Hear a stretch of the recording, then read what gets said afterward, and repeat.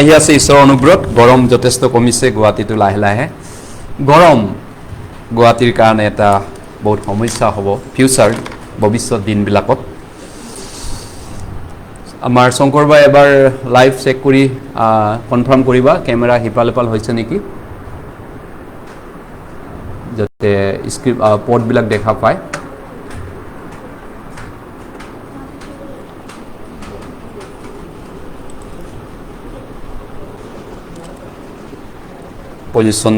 Positioning কৰিবা exactly আমি 11 বজাত গোট খাব পাৰিলোঁ আজি আহক আমি তেনেহ'লে সকলোকে প্ৰভুৰ চৰণত প্ৰভুৰ গুৰিত অহাৰ বাবে ধন্যবাদ আহক আমি প্ৰথমতে প্ৰভুৰ চৰণ নম্ৰতাৰে প্ৰাৰ্থনা কৰোঁ আমাৰ পবিত্ৰ ঈশ্বৰ আমি পাপী আছিলোঁ নৰকত যাবলগীয়া আন সংসাৰিক মানুহবিলাকৰ দৰে পূৰ্বে আমিও এই সংসাৰত তোমাক চিনি নোপোৱাকৈ জন্ম হৈ এই সংসাৰৰ পাপীবিলাকৰ মাজত আমিও কাৰ্যনিৰ্বাহ কৰি একেই ধৰণৰ জীৱন যাপন কৰিছিলোঁ যিবিলাকৰ ওপৰত স্বভাৱতে ঈশ্বৰৰ ক্ৰোধ ঈশ্বৰৰ পানিছমেণ্ট দণ্ড আছে তেওঁলোকৰ বাবে বাট চাই আছে কিন্তু তুমি সেই ক্ৰোধৰ পৰা আমাক বচাবলৈ জীৱন দিলা আমাৰ কাৰণে তুমি পাপৰ যি শাস্তি নিৰূপিত আছিল পানিছমেণ্ট সেই পানিছমেণ্ট শাস্তি তুমি ক্ৰুচত আমাৰ বদলি তুমি ল'লা প্ৰভু আমাৰ কাৰণে মৃত্যুবৰণ হ'লা আৰু তোমাৰ সেই বহুমূল্য ত্যাগ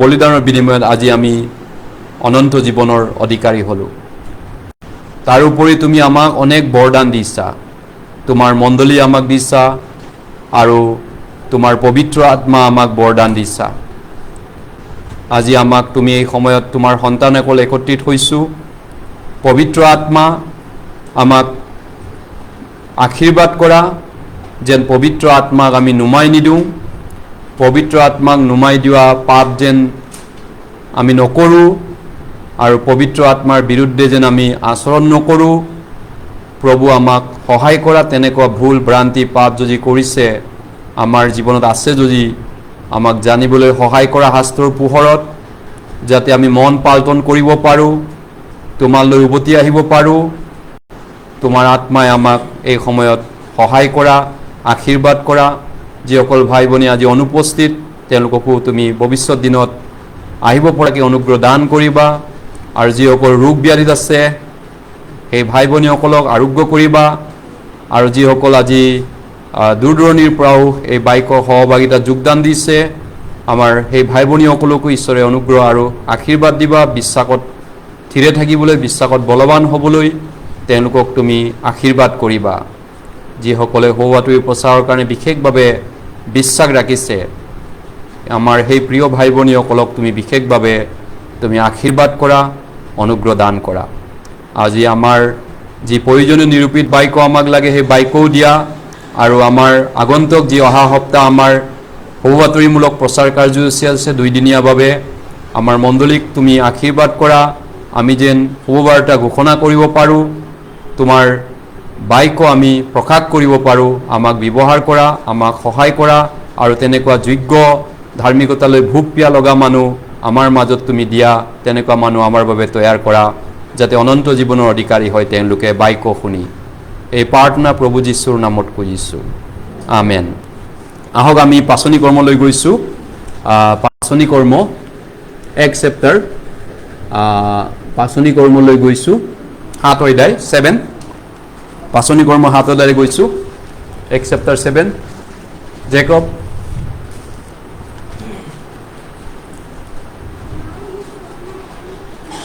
পাচনি কৰ্ম 7 অধ্যায় 1 চেপ্টাৰ 7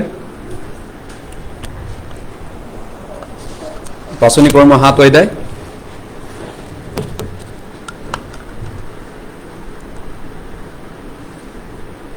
পাচনি কৰ্ম 7 অধ্যায় আপোনালোকেও মেলিব যিসকলৰ বাইবেল আছে হাতত 1 চেপ্টাৰ 7 1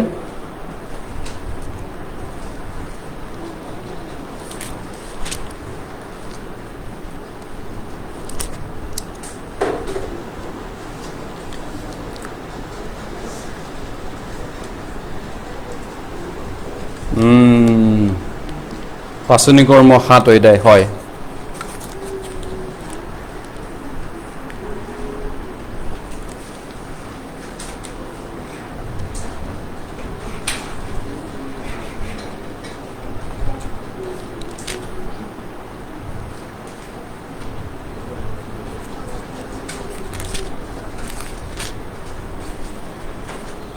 সাত অধ্যায় 57-51 পৰা 51 পদৰ পৰা মই আপোনালোকৰ কাৰণে পাঠ কৰি দিছোঁ।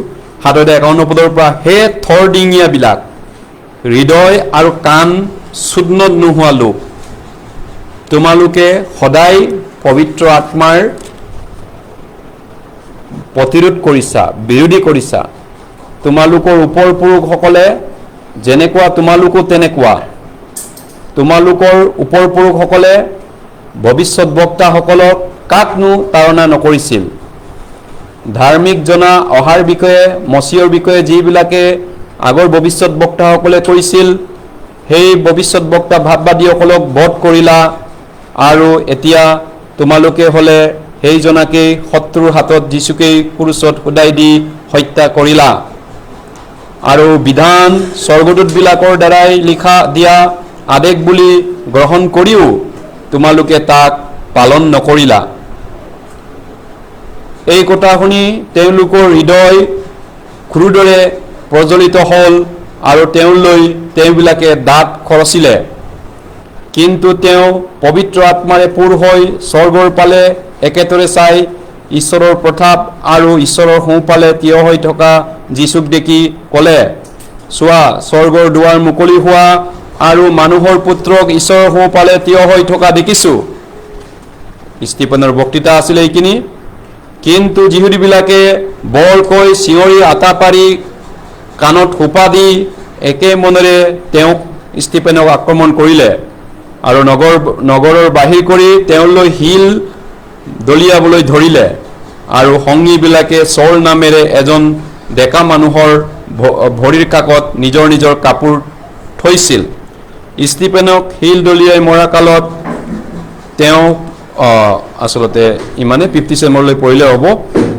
57 আকৌ এবাৰ মই পঢ়ি দিছোঁ। কিন্তু তেওঁবিলাকে বৰকৈ আটা পাৰি কাণত সোপা দি একে মনেৰে তেওঁক আক্ৰমণ কৰিলে।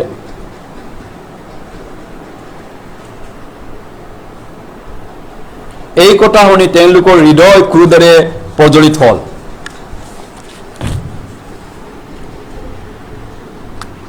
পবিত্ৰ আত্মাৰ বিষয়ে আমি শিক্ষা লৈ আছোঁ। পবিত্ৰ আত্মা কেতিয়া আহে?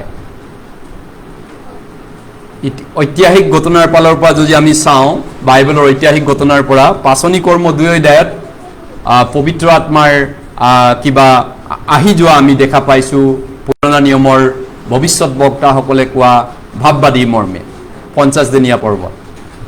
গতিকে যীশু খ্ৰীষ্ট মানৱ জাতিৰ পাপৰ ভাৰ পাব, সেইটো কেতিয়াৰ ঈশ্বৰৰ আঁচনি আছিল? আদাম হাৱাই পাপ কৰাৰ পিছত নে পাপ নকৰাৰ আগত? জগত স্থাপন কৰাৰ আগত নে জগত স্থাপন কৰাৰ পিছত? আপোনালোকে কি ভাবে? বাইবেলৰ মতে প্ৰথম পিতৰতো কৈছে সেইটো জগত স্থাপনৰ পূৰ্বতে, পৃথিৱীখন সৃষ্টি নকৰাৰ আগতে যীশু আহিব, সেইটো ঈশ্বৰৰ প্লেন কৰিলে, ঈশ্বৰে আঁচনি কৰিলে। পৃথিৱী নবনোৱাৰ আগতে, সকলো বনোৱাৰ আগতে যীশুৰ দ্বাৰা উদ্ধাৰ হ'ব মানৱ জাতি। সেইটো জগত স্থাপনৰ পূৰ্বতে ঈশ্বৰৰ পৰিকল্পনা আছিল, আৰু সেই পৰিকল্পনা মতে যীশুখ্ৰীষ্ট এই জগতলৈ সেই পৰিকল্পনা কৰাৰ পিছত সৃষ্টি কৰিছিল, আৰু মানুহে পাপ কৰাৰ কাৰণে যীশু ক্ৰুচত মৰিলে। তাৰপিছত মানৱ জাতিক উদ্ধাৰ কৰি তেওঁ মৃত্যুবৰণ হৈ তৃতীয় দিনা তেওঁ জি উঠিল। আৰু সেই কথাখিনি পুৰণা নিয়ম শাস্ত্ৰত লিখা আছিল, গোটেইখিনি কথা ভৱিষ্যত বক্তাসকলৰ যোগেদি। আৰু সেই কথা মৰ্মে যীশুৱে এই পৃথিৱীলৈ আহিছিল। গতিকে এতিয়া এই কথা যেতিয়া প্ৰচাৰ কৰা হৈছিল, তেতিয়া যীশু জি উঠিল বুলি যিহুদীবিলাকৰ আগত পিতৰে প্ৰথমত প্ৰচাৰ কৰিছিল, নহয়নে? পাচনি কৰ্ম 2 অধ্যায়ত 50 দিনীয়া পৰ্বত। আৰু পিতৰে যেতিয়া প্ৰচাৰ কৰিছিল 2 অধ্যায় 36 পদৰ পৰা, যোৱা দেওবাৰে আমি চাইছিলোঁ এই বাক্যটো, যীশুক তোমালোকে ক্ৰুচত দিলা, সেই যীশুক ঈশ্বৰে প্ৰভু আৰু খ্ৰীষ্ট পাতিলে। ইজৰাইলৰ সকলো লোকে ইয়াক নিশ্চয়কৈ জানক। পৌলে পিতৰে প্ৰচাৰ কৰিলে। তাৰপিছত তেওঁলোকৰ হৃদয় বিন্দিলে কৈছে, হৃদয় বিন্দিলে, হৃদয় বিন্দিলে। কাঁইতে বিন্দে, মানুহৰ কাঁইত বিন্দা দি যিবিলাক যিহুদীয়ে যীচুক ক্ৰুচত দিছিল, এচাম যিহুদীৰ বুকুত বিন্দিলে পিতৰৰ বাক্য শুনি। কিন্তু ইয়াত আমি দেখিছোঁ ষ্টিফেনৰ বাক্য সেই একে যিহুদীবিলাকক প্ৰচাৰ কৰা হৈছিল, এচাম যিহুদীয়ে বিৰোধী কৰিছে আকৌ। চাওক, জনতাৰ মাজত দুই শ্ৰেণীৰ মানুহ আছিল যিহুদীৰ মাজত, যিবিলাকে যীচুক ক্ৰুচত দিছিল হাতে কামে। সেই পাপিষ্ট যিহুদীবিলাকৰ মাজত এচামে কৈছিল, আমি ভুল হৈ গ'ল, আমাৰ ভুল কৰিলোঁ, আমাৰ পাপ হৈ গ'ল, হে ভাইসকল পৰিত্ৰাণ পাবলৈ, হে আতাসকল আমি কি কৰিম এতিয়া?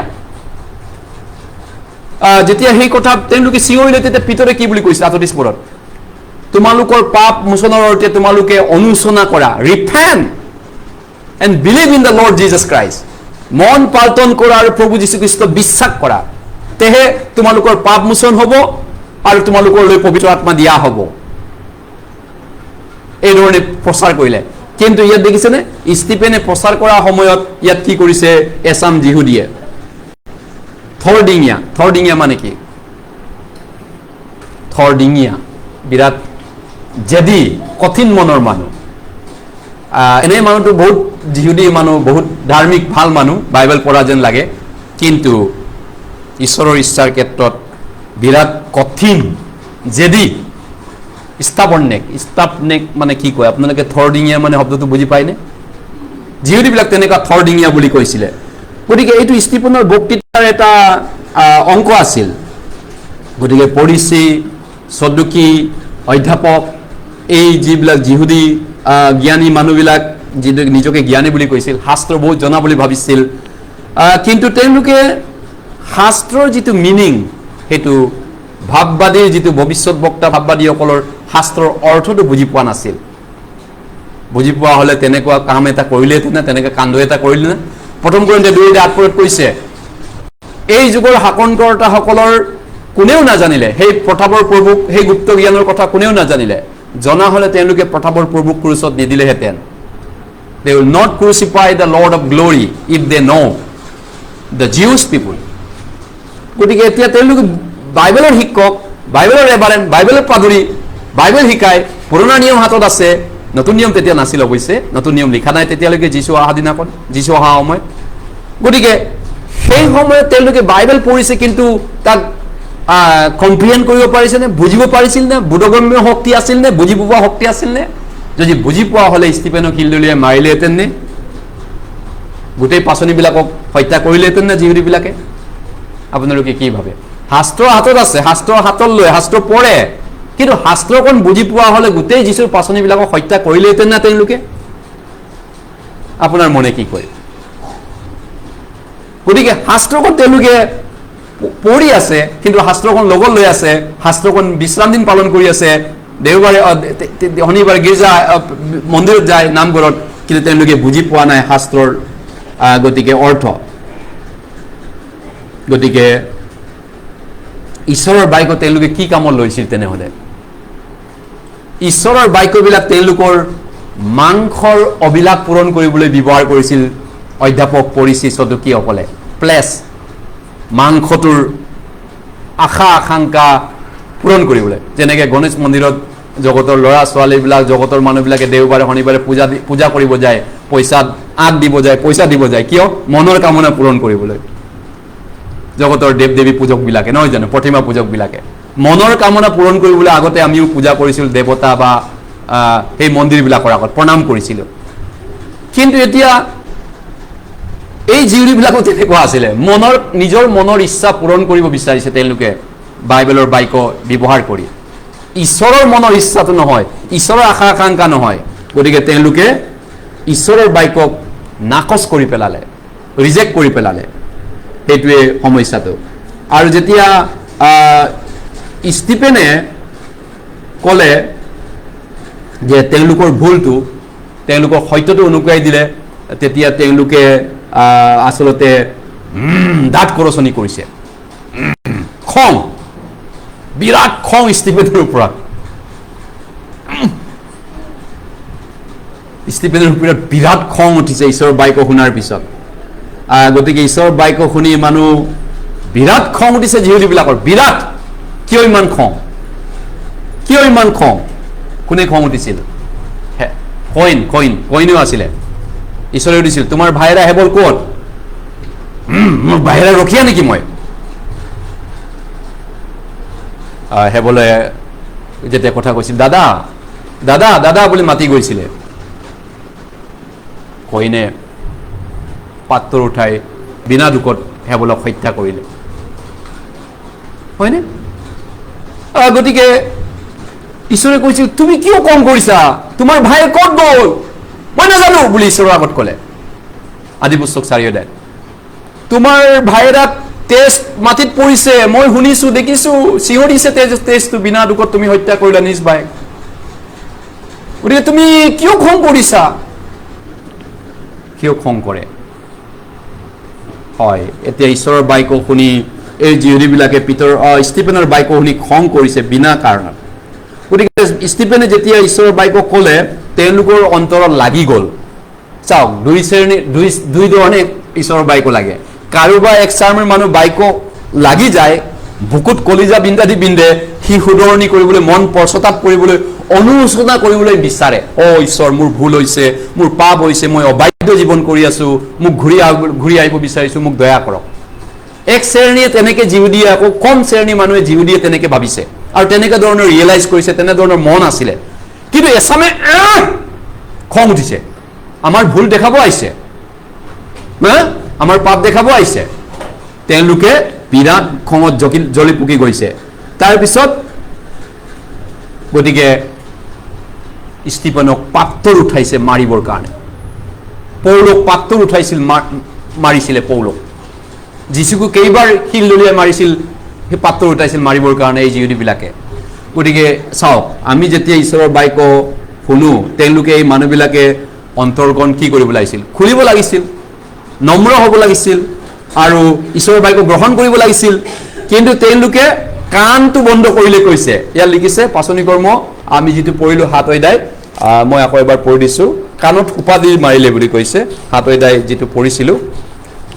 ঈশ্বৰৰ বাক্য শুনা সময়ত কাণত সোপা দিয়া মানুহ কোন হয় যিহুদীবিলাক ইয়াতে আপুনি চাব 54 পদ 54 754 এক চেপ্টাৰ 754 7 অধ্যায় 54 পদ এক চেপ্টাৰ 7 ভাৰ্চ 54 এই কথা শুনি তেওঁলোকৰ হৃদয় ক্ৰোধেৰে মানে খং প্ৰজ্বলিত হ'ল আৰু তেওঁলোকলৈ তেওঁবিলাকে দাঁত কৰচিলে খং উঠিছে দাঁত কৰিছে তাৰপিছত এইটো 57 পদ 57 কিন্তু তেওঁবিলাকে বৰকৈ আটা পাৰে মানে চিঞৰা কাণত সোপা দি একে মনেৰে তেওঁ আক্ৰমণ কৰে আক্ৰমণটো পিছৰ কথা সেইটো বাৰু আমি সেইটোলৈ গুৰুত্ব নিদিওঁ কাণত সোপা দিছে ঈশ্বৰৰ বাক্য নুশুনো বুলি আৰু ঈশ্বৰৰ বাক্যক নুশুনো নালাগে এই ধৰণে তেওঁলোকে কৰিছে কেনেকৈ পবিত্ৰ আত্মা পাব এই শ্ৰেণীৰ মানুহ নহয়নে এই শ্ৰেণীৰ মানুহে কেনেকৈ পবিত্ৰ আত্মা পাব ঈশ্বৰৰ পৰা গতিকে আমি যদি ঈশ্বৰৰ বাক্যলৈ ওচৰ নাচাপো তেতিয়াহ'লে আচলতে কেনেকৈ আমি পবিত্ৰ আত্মা পাব পাৰিম ঈশ্বৰৰ বাক্যলৈ চাপি আহা ঈশ্বৰৰ বাক্যলৈ ওচৰলৈ আহা গতিকে এই ধৰণৰ তেওঁলোকে ভুল কৰিছিলে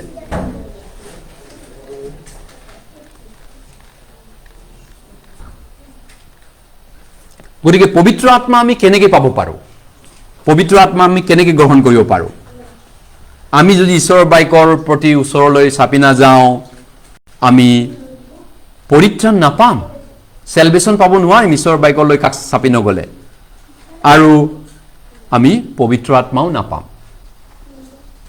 যিবিলাক মানুহ ঈশ্বৰৰ বাক্যৰ পৰা ওচৰলৈ নাহে তেওঁলোকে পৰিত্ৰাণ নাপায় উদ্ধাৰ মুক্তি পাব নোৱাৰে আৰু পবিত্ৰ আত্মাও নাপায় গতিকে কোনোবা যদি ঈশ্বৰৰ বাক্যৰ ওচৰ নাচাপে তেওঁ অনেক পবিত্ৰ আত্মাৰ বিৰুদ্ধে পাপ কৰে যিবিলাক মানুহ ঈশ্বৰৰ বাক্যৰ পৰা দূৰত থাকে সেই সকল লোকে আচলতে পবিত্ৰ আত্মাৰ বিৰুদ্ধে পাপ কৰে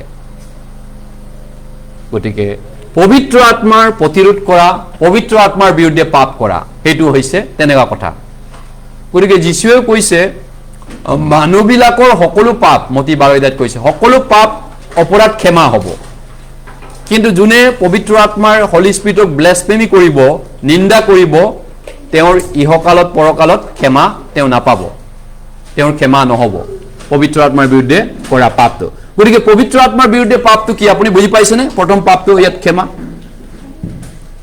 গতিকে আপুনি যদি ঈশ্বৰৰ বাক্য নুশুনে শুনিবলৈ ইচ্ছা নাই আৰু ঈশ্বৰৰ বাক্যৰ ওচৰত নম্ৰ হ'ব নিবিচাৰে সেইটোৱে হৈছে পবিত্ৰ আত্মাৰ বিৰোধী কৰা পাপ এইটো গতিকে আমি কেনেকৈ উদ্ধাৰ মুক্তি পালো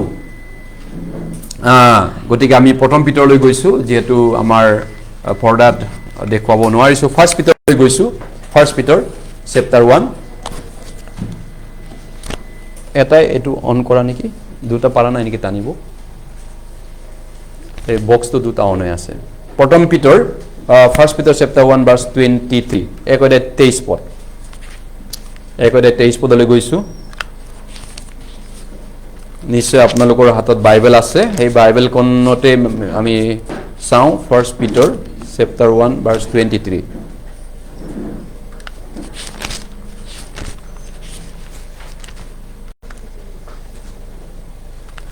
প্ৰথম পিতৰ একদে 23 পদ আহক আমি একেলগে পাঠ কৰিছো 23 পদ মাত্ৰ তোমাৰ কিয়নো বীজৰ পৰা নহয় অক্ষয় বীজৰ পৰা অৰ্থাৎ ঈশ্বৰৰ জীৱনময় আৰু চিৰস্থায়ী বাক্যৰ দ্বাৰা পুনৰ্জন্ম পোৱা হৈছা তোমালোক কিয়নীয় বীজৰ পৰা নহয় বীজ লাইফ গিভিং সিড অক্ষয় বীজৰ পৰা অক্ষয় বীজ মানে লাইফ গিভিং সিড হেতু হৈছে জিয়া বাক্য জীৱনময় মানে জিয়া বাক্য ইব্ৰী 4:12 পদ কৈছে কিয়নো ঈশ্বৰৰ বাক্য জিয়া আৰু কাৰ্যসাধক the word of God is living গতিকে আমি নতুনকৈ জন্ম পালো ঈশ্বৰৰ বাক্য যোগেদি ঈশ্বৰৰ বাক্যৰ যোগেদি ঈশ্বৰৰ বাক্যৰ জৰিয়তে বাইবেলখন নপঢ়া আগতে আমি ঈশ্বৰ বিষয়ক জ্ঞান আমাৰ নাছিল কিন্তু এতিয়া আমি বিশ্বাস কৰো ঈশ্বৰ জিয়া হয় আৰু আমাৰ সকলো পাপবিলাক ঈশ্বৰে ধুই পখালি তেওঁৰ তেজেৰে 2000 বছৰ আগতে ধুই চাপা কৰিলে কেনেকৈ গম পালো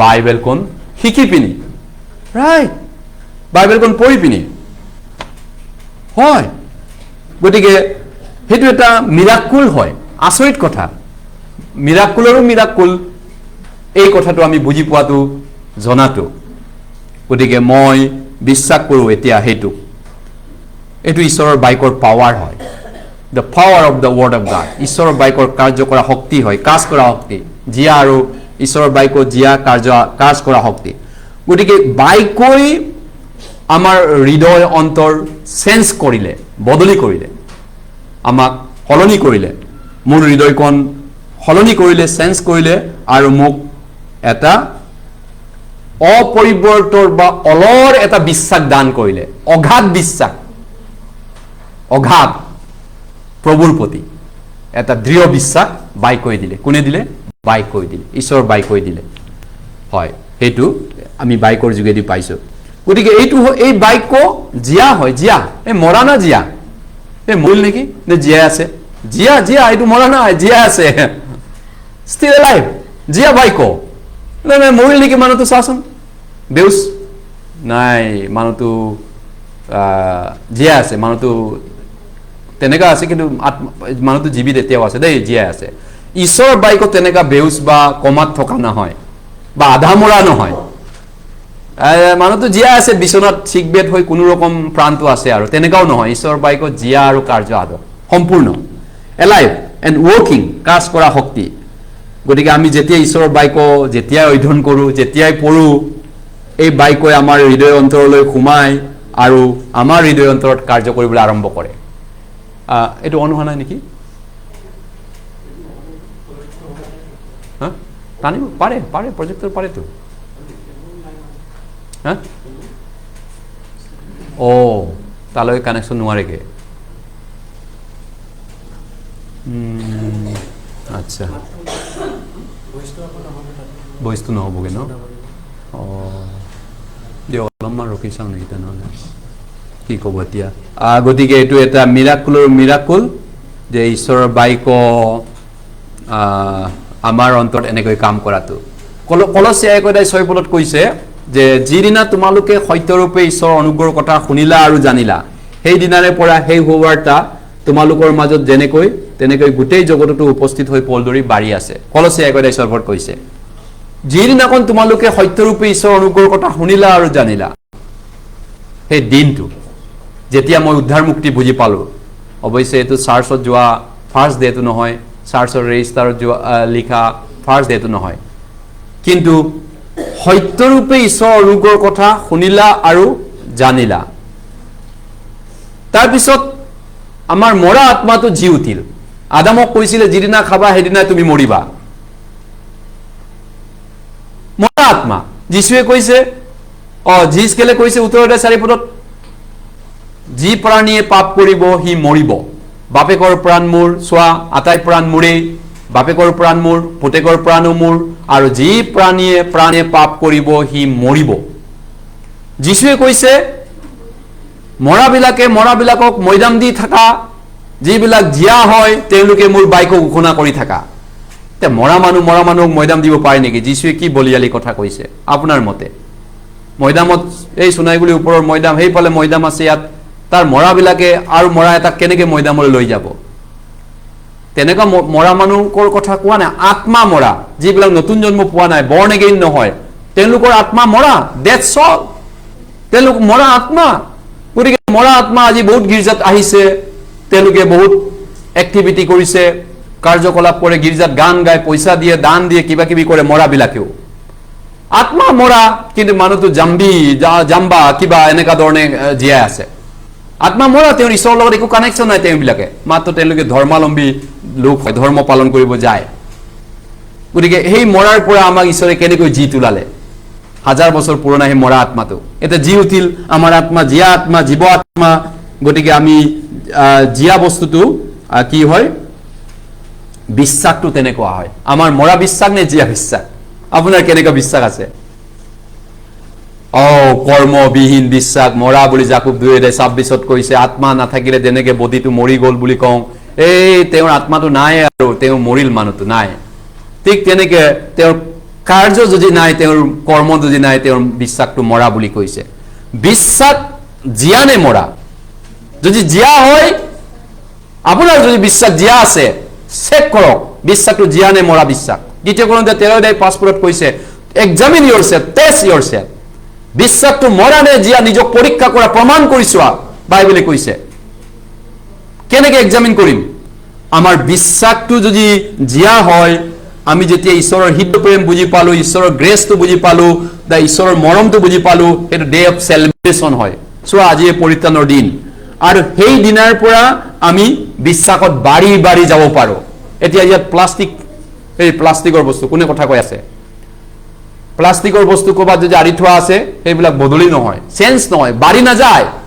তাৰ বাহিৰত সেইজোপা কলগছজোপা আছে এই বিল্ডিং পাৰ হ'ব আমাৰ বাহিৰৰ কলজোপা মই কালি চাইছো উঠি পিনি পৰকি চাইছিলো কল ইমান ধুনীয়া পাত কাৰোবাক লাগিলে লৈ যাব কলৰ পাত কি ধুনীয়া কলগছজোপা হৈ আছে এই বিল্ডিঙৰ ওপৰলৈ প্ৰথম চাত মহলাটো পাৰ কৰি দিছে কলগছজোপাই ওখ হয় কাৰণ এইটো জীয়া হয় না কিন্তু প্লাষ্টিকৰ হলে এইটো নাবাঢ়িব ঠিক তেনেকৈ আপোনাৰ বিশ্বাসটো মৰা নে জীয়া চেক কৰক আপোনাৰ বিশ্বাস বাঢ়িছে নে যদি বাঢ়িছে জীয়া বিশ্বাস আছে আপোনাৰ যদি বাঢ়া নাই আপুনি প্লাষ্টিক ফুল বা প্লাষ্টিকৰ আপুনি কিবা এটা বস্তু হয় মৰা বিশ্বাসে স্বৰ্গত নাযায় গতিকে সেই কাৰণে আমি আকৌ এবাৰ এক্সামিন কৰাটো দৰকাৰ পৰীক্ষা কৰাটো দৰকাৰ বাইবেলে কৈছে পৰীক্ষা কৰা নিজক চেক কৰা যেনেকৈ আমাৰ বডিত কিবা বিষ থাকিলে কিবা এটা প্ৰব্লেম হলে ভয়ংকৰ বিষ হলে আমি মেডিকেলত চেক কৰিব যাওঁ টেষ্ট কৰো লিখে ডক্টৰে আমি এক্সামিন কৰো তক আমাৰ বডিটো জীয়াই ৰাখিবলৈ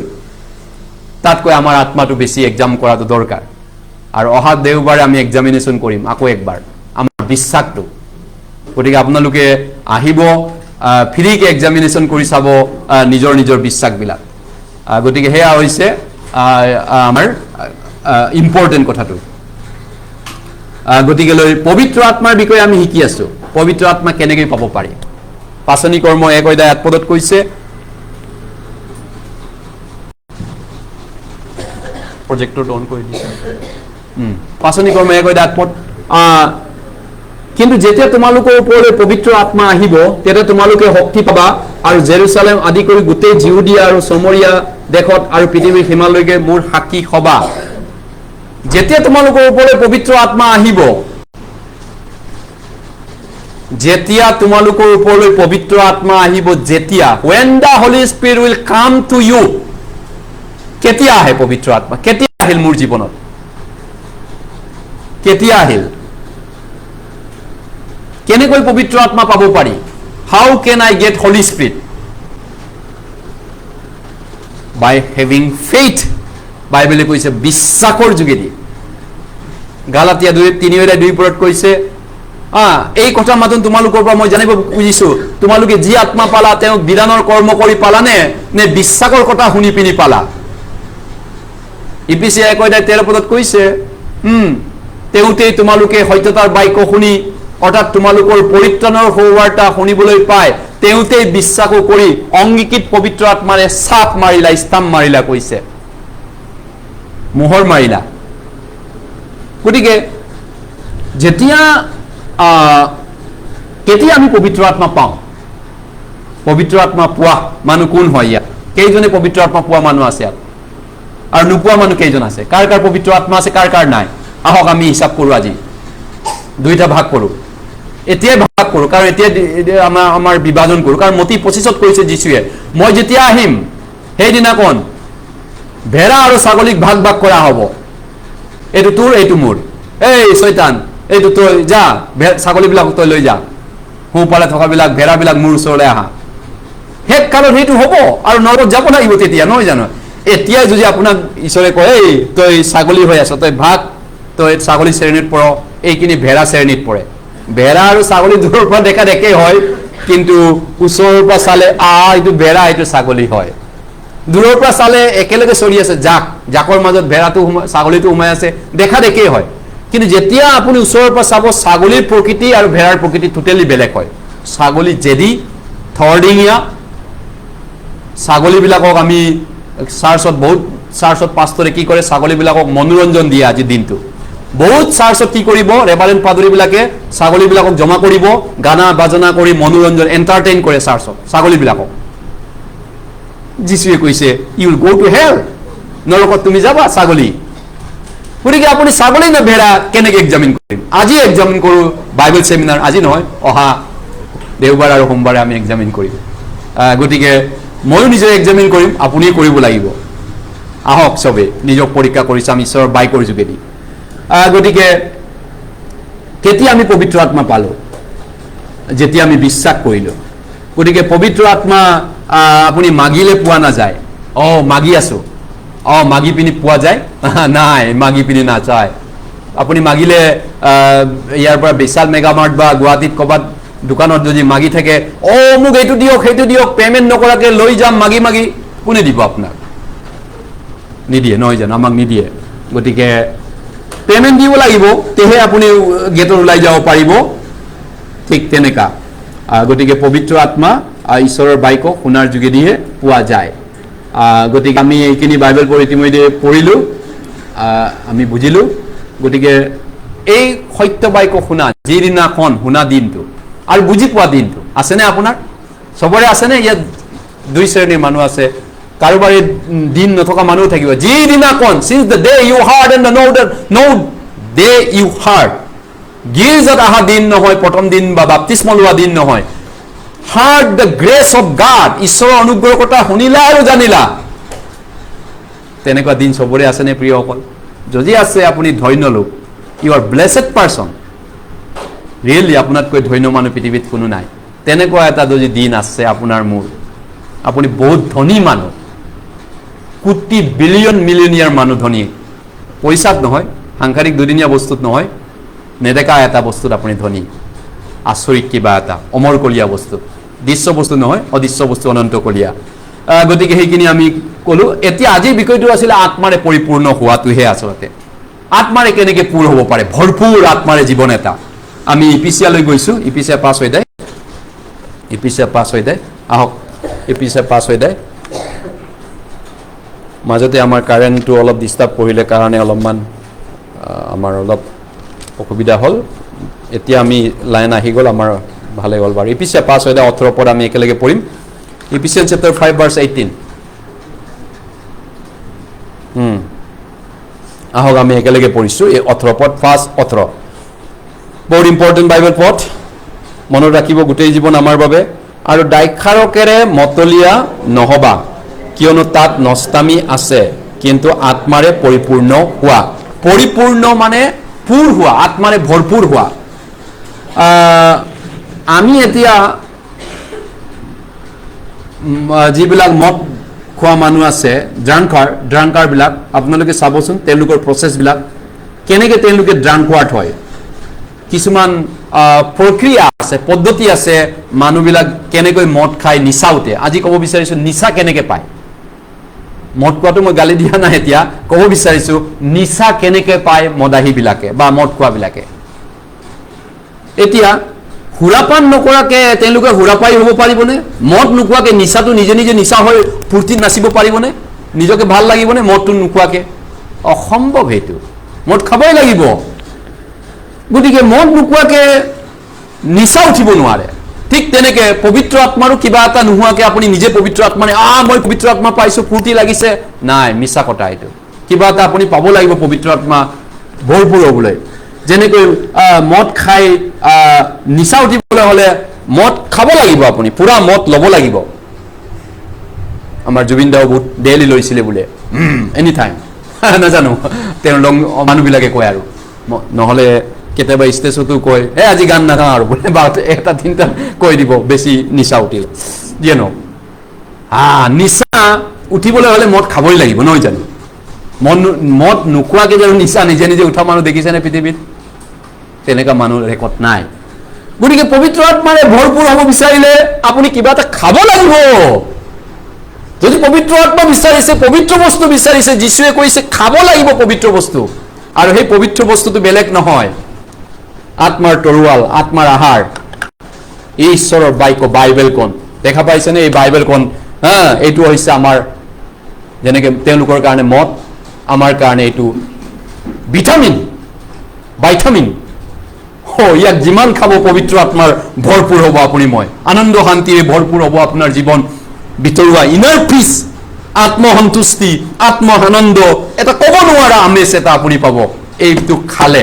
যেনেকৈ মদ খোৱা মানুহে নিচা পাবলৈ হ'লে খাই দিলে নিচাটো নিজকে মজা লাগে বোলে। তেওঁলোকে বিৰাট শান্তি, ফূৰ্তি, তামাচা সেই সময়ত, নিচা থকা সময়ত তেওঁলোকে জানে আৰু এইটো। গতিকে তাৰপিছত মদাহীবিলাকৰ এটা গুণ আছে, মদ খোৱা মানুহবিলাকৰ, মদাহী বুলি নকওঁ বাৰু, মদ খালে কেনেকৈ তেওঁলোকে বেছি ফূৰ্তি লাগে, বহুত লাম্বা দীঘলীয়া সময় বহি থাকিব লাগিব। এতিয়া পটাপট খাই দিলোঁ আৰু গুচি গ'লোঁ, সেইটো নিচা তেনেকৈ নাপায়।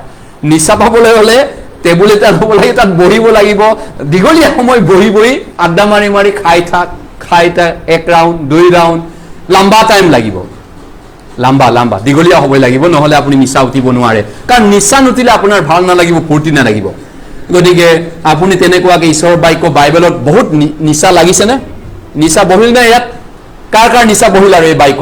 কোনে 1 ঘণ্টা ডেইলি নপঢ়াকৈ মন ভাল নালাগে? কিছুমান ভাই ভনীয়ে কয়, মই ফোন কৰোঁ ডিব্ৰুগড় বা ধেমাজি, লখিমপুৰ, বাইদেউ ছাৰ কেনেকৈ আছে? বাইবেলখন নপঢ়িলে মোৰ একো ভাল নালাগে দিনটো। মোৰ চব আছে মোৰ জীৱনত, ৰুমত AC আছে, ডাবল AC আছে, ধুনীয়া ঘৰ, কিন্তু কি ক'ব, বাইবেলখন নপঢ়িলে মোৰ ৰাতি মন চন ভাল নালাগে। কেতিয়াবা মই ফোন কৰি মোক কয়, গধূলি 6টাই বাজিল, আজি দিনটো বাইবেলটো ইমান ব্যস্ত পঢ়িব পৰা নাই, এতিয়া পঢ়িম আৰু, এতিয়া 7টাৰ পৰা মই 9টালৈ পঢ়িম। সেইটো হৈছে নিচা থকা মানুহৰ তেনেকুৱা। যেনেকৈ মদ খোৱা মানুহ গধূলা মদটো বিচাৰি যায়, নিচা লাগিছে না, তাৰ নিচা আছে, সি বিচাৰিব, খাবই। তেনেকৈ এই বাইবেলৰ ওপৰত যাৰ নিচা আছে তাক ইমান শিকাবই নালাগে, সি এনেই খাব, এনেই বিচাৰিব। সেইটোৱে হৈছে পবিত্ৰ আত্মা থকা মানুহটোৰ নিচাটো। আৰু দীঘলীয়া সময় কম সময়ত যদি আপুনি বেছি খাই নিচা উঠিব বিচাৰে, শ্বৰ্ট টাইমত পটাপট নিচা আসক্ত হ'ব বিচাৰিলে খালী পেটত খাব লাগিব। খালী এগাল ভাত খাই, কিছুমান মানুহ কয় আমাৰ বাবাই ভাতেই খোৱা নাই, অকণমান খাই গ'ল, কিয়? আচলটো খাবলৈ আছে না, সেইকাৰণে জেগাটো থৈ পিনি ওলাই যায়। বহুত গাঁৱত মই দেখিছোঁ এনেকৈ, বাগানী এলেকা বা অন্যান্য এলেকাত আচল ভাত মাংস বনাই থৈছে, এইটো নোখোৱাকৈ ৰাখি অকণমান খাই পিনি গুচি যায়। কিয়? কি আচল ভাইটামিন খাব লগা আছে, তাৰ জেগা আছে। ঠিক তেনেকৈ আপুনি খালী পেটত খালে বেছি সোনকালে নিচা উঠে। আৰু ঠিক তেনেকৈ আপুনিও যদি পবিত্ৰ আত্মাৰে ভৰপূৰ হ'ব বিচাৰে, আপোনাৰ ব্ৰেইনৰ পৰা জাবাৰা, টাকা, সংসাৰ, মায়া, লোভ, ক্ষমতা, সেইবিলাকৰ পৰা নিজক ব্ৰেইনটো খালী কৰি দিব লাগিব, জিৰ' কৰিব লাগিব। সংসাৰৰ পৰা চব ত্যাগ কৰিব লাগিব। জাবাৰাৰ দৰে পৌলে কোৱাৰ ধৰণে এই জগতটো মোৰ বাবে লেট্ৰিন বুলি কৈছে, পায়খানা, মানুহৰ পায়খানা এই পৃথিৱীটো। ফিলিপিয়া 3:9 কৈছে সকলোবিলাক এই পৃথিৱীটো মোৰ বাবে পায়খানাৰ লাগে পবিত্ৰ আত্মাৰ তুলনা। আপুনি পবিত্ৰ আত্মাক তুলনা কৰক, আপোনাৰ পইচাটো তুলনা কৰক, আপোনাৰ চেহেৰাটো তুলনা কৰক, আপোনাৰ ঘৰটো তুলনা কৰক, আপোনাৰ জ্ঞানটো তুলনা কৰক, পবিত্ৰ আত্মাৰ শান্তি আনন্দৰ লগত তুলনা কৰক। আপোনাৰ জ্ঞান, বুদ্ধি, টকা পইচা, ক্ষমতা, সকলোবিলাক তুলনা আহিবনে? একো তুলনা নাহে। তেনেকুৱা হয় বুজি পোৱাজন। গতিকে আৰু কম সময়ৰ ভিতৰত এনেকুৱা খাবলৈ হ'লে আপুনি লগতে ফেল'শ্বিপত বেছি জইন কৰিলে, বন্ধুবৰ্গৰ লগত মদ খালে, মই বহুত জেগাত মদ খোৱা মানুহ দেখিছোঁ, বন্ধুবৰ্গৰ লগত আড্ডা মাৰি খালে তেওঁলোকৰ মজা লাগে। অকলে খাই ইমান টেষ্ট নালাগে।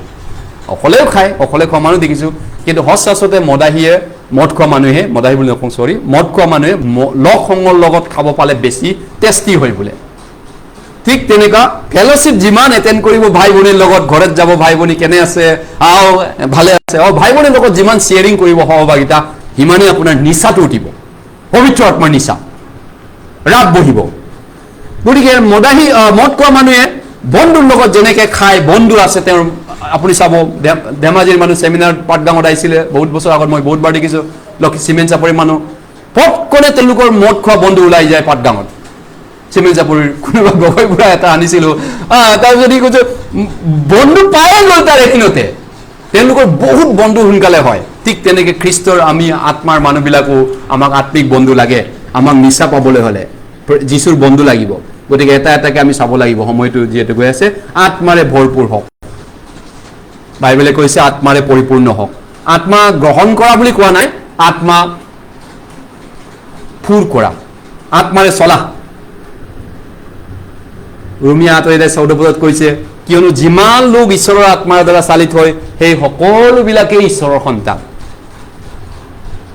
ঈশ্বৰৰ আত্মাৰে চলা মানুহ আছেনে আমাৰ ইয়াত? কেইজন আছে প্ৰিয়সকল? যদি আপুনি ঈশ্বৰৰ আত্মাত চলা মানুহ, আপোনাতকৈ কপাল ভাল ধন্য মানুহ পৃথিৱীত কোনো নাই বাইবেলৰ মতে।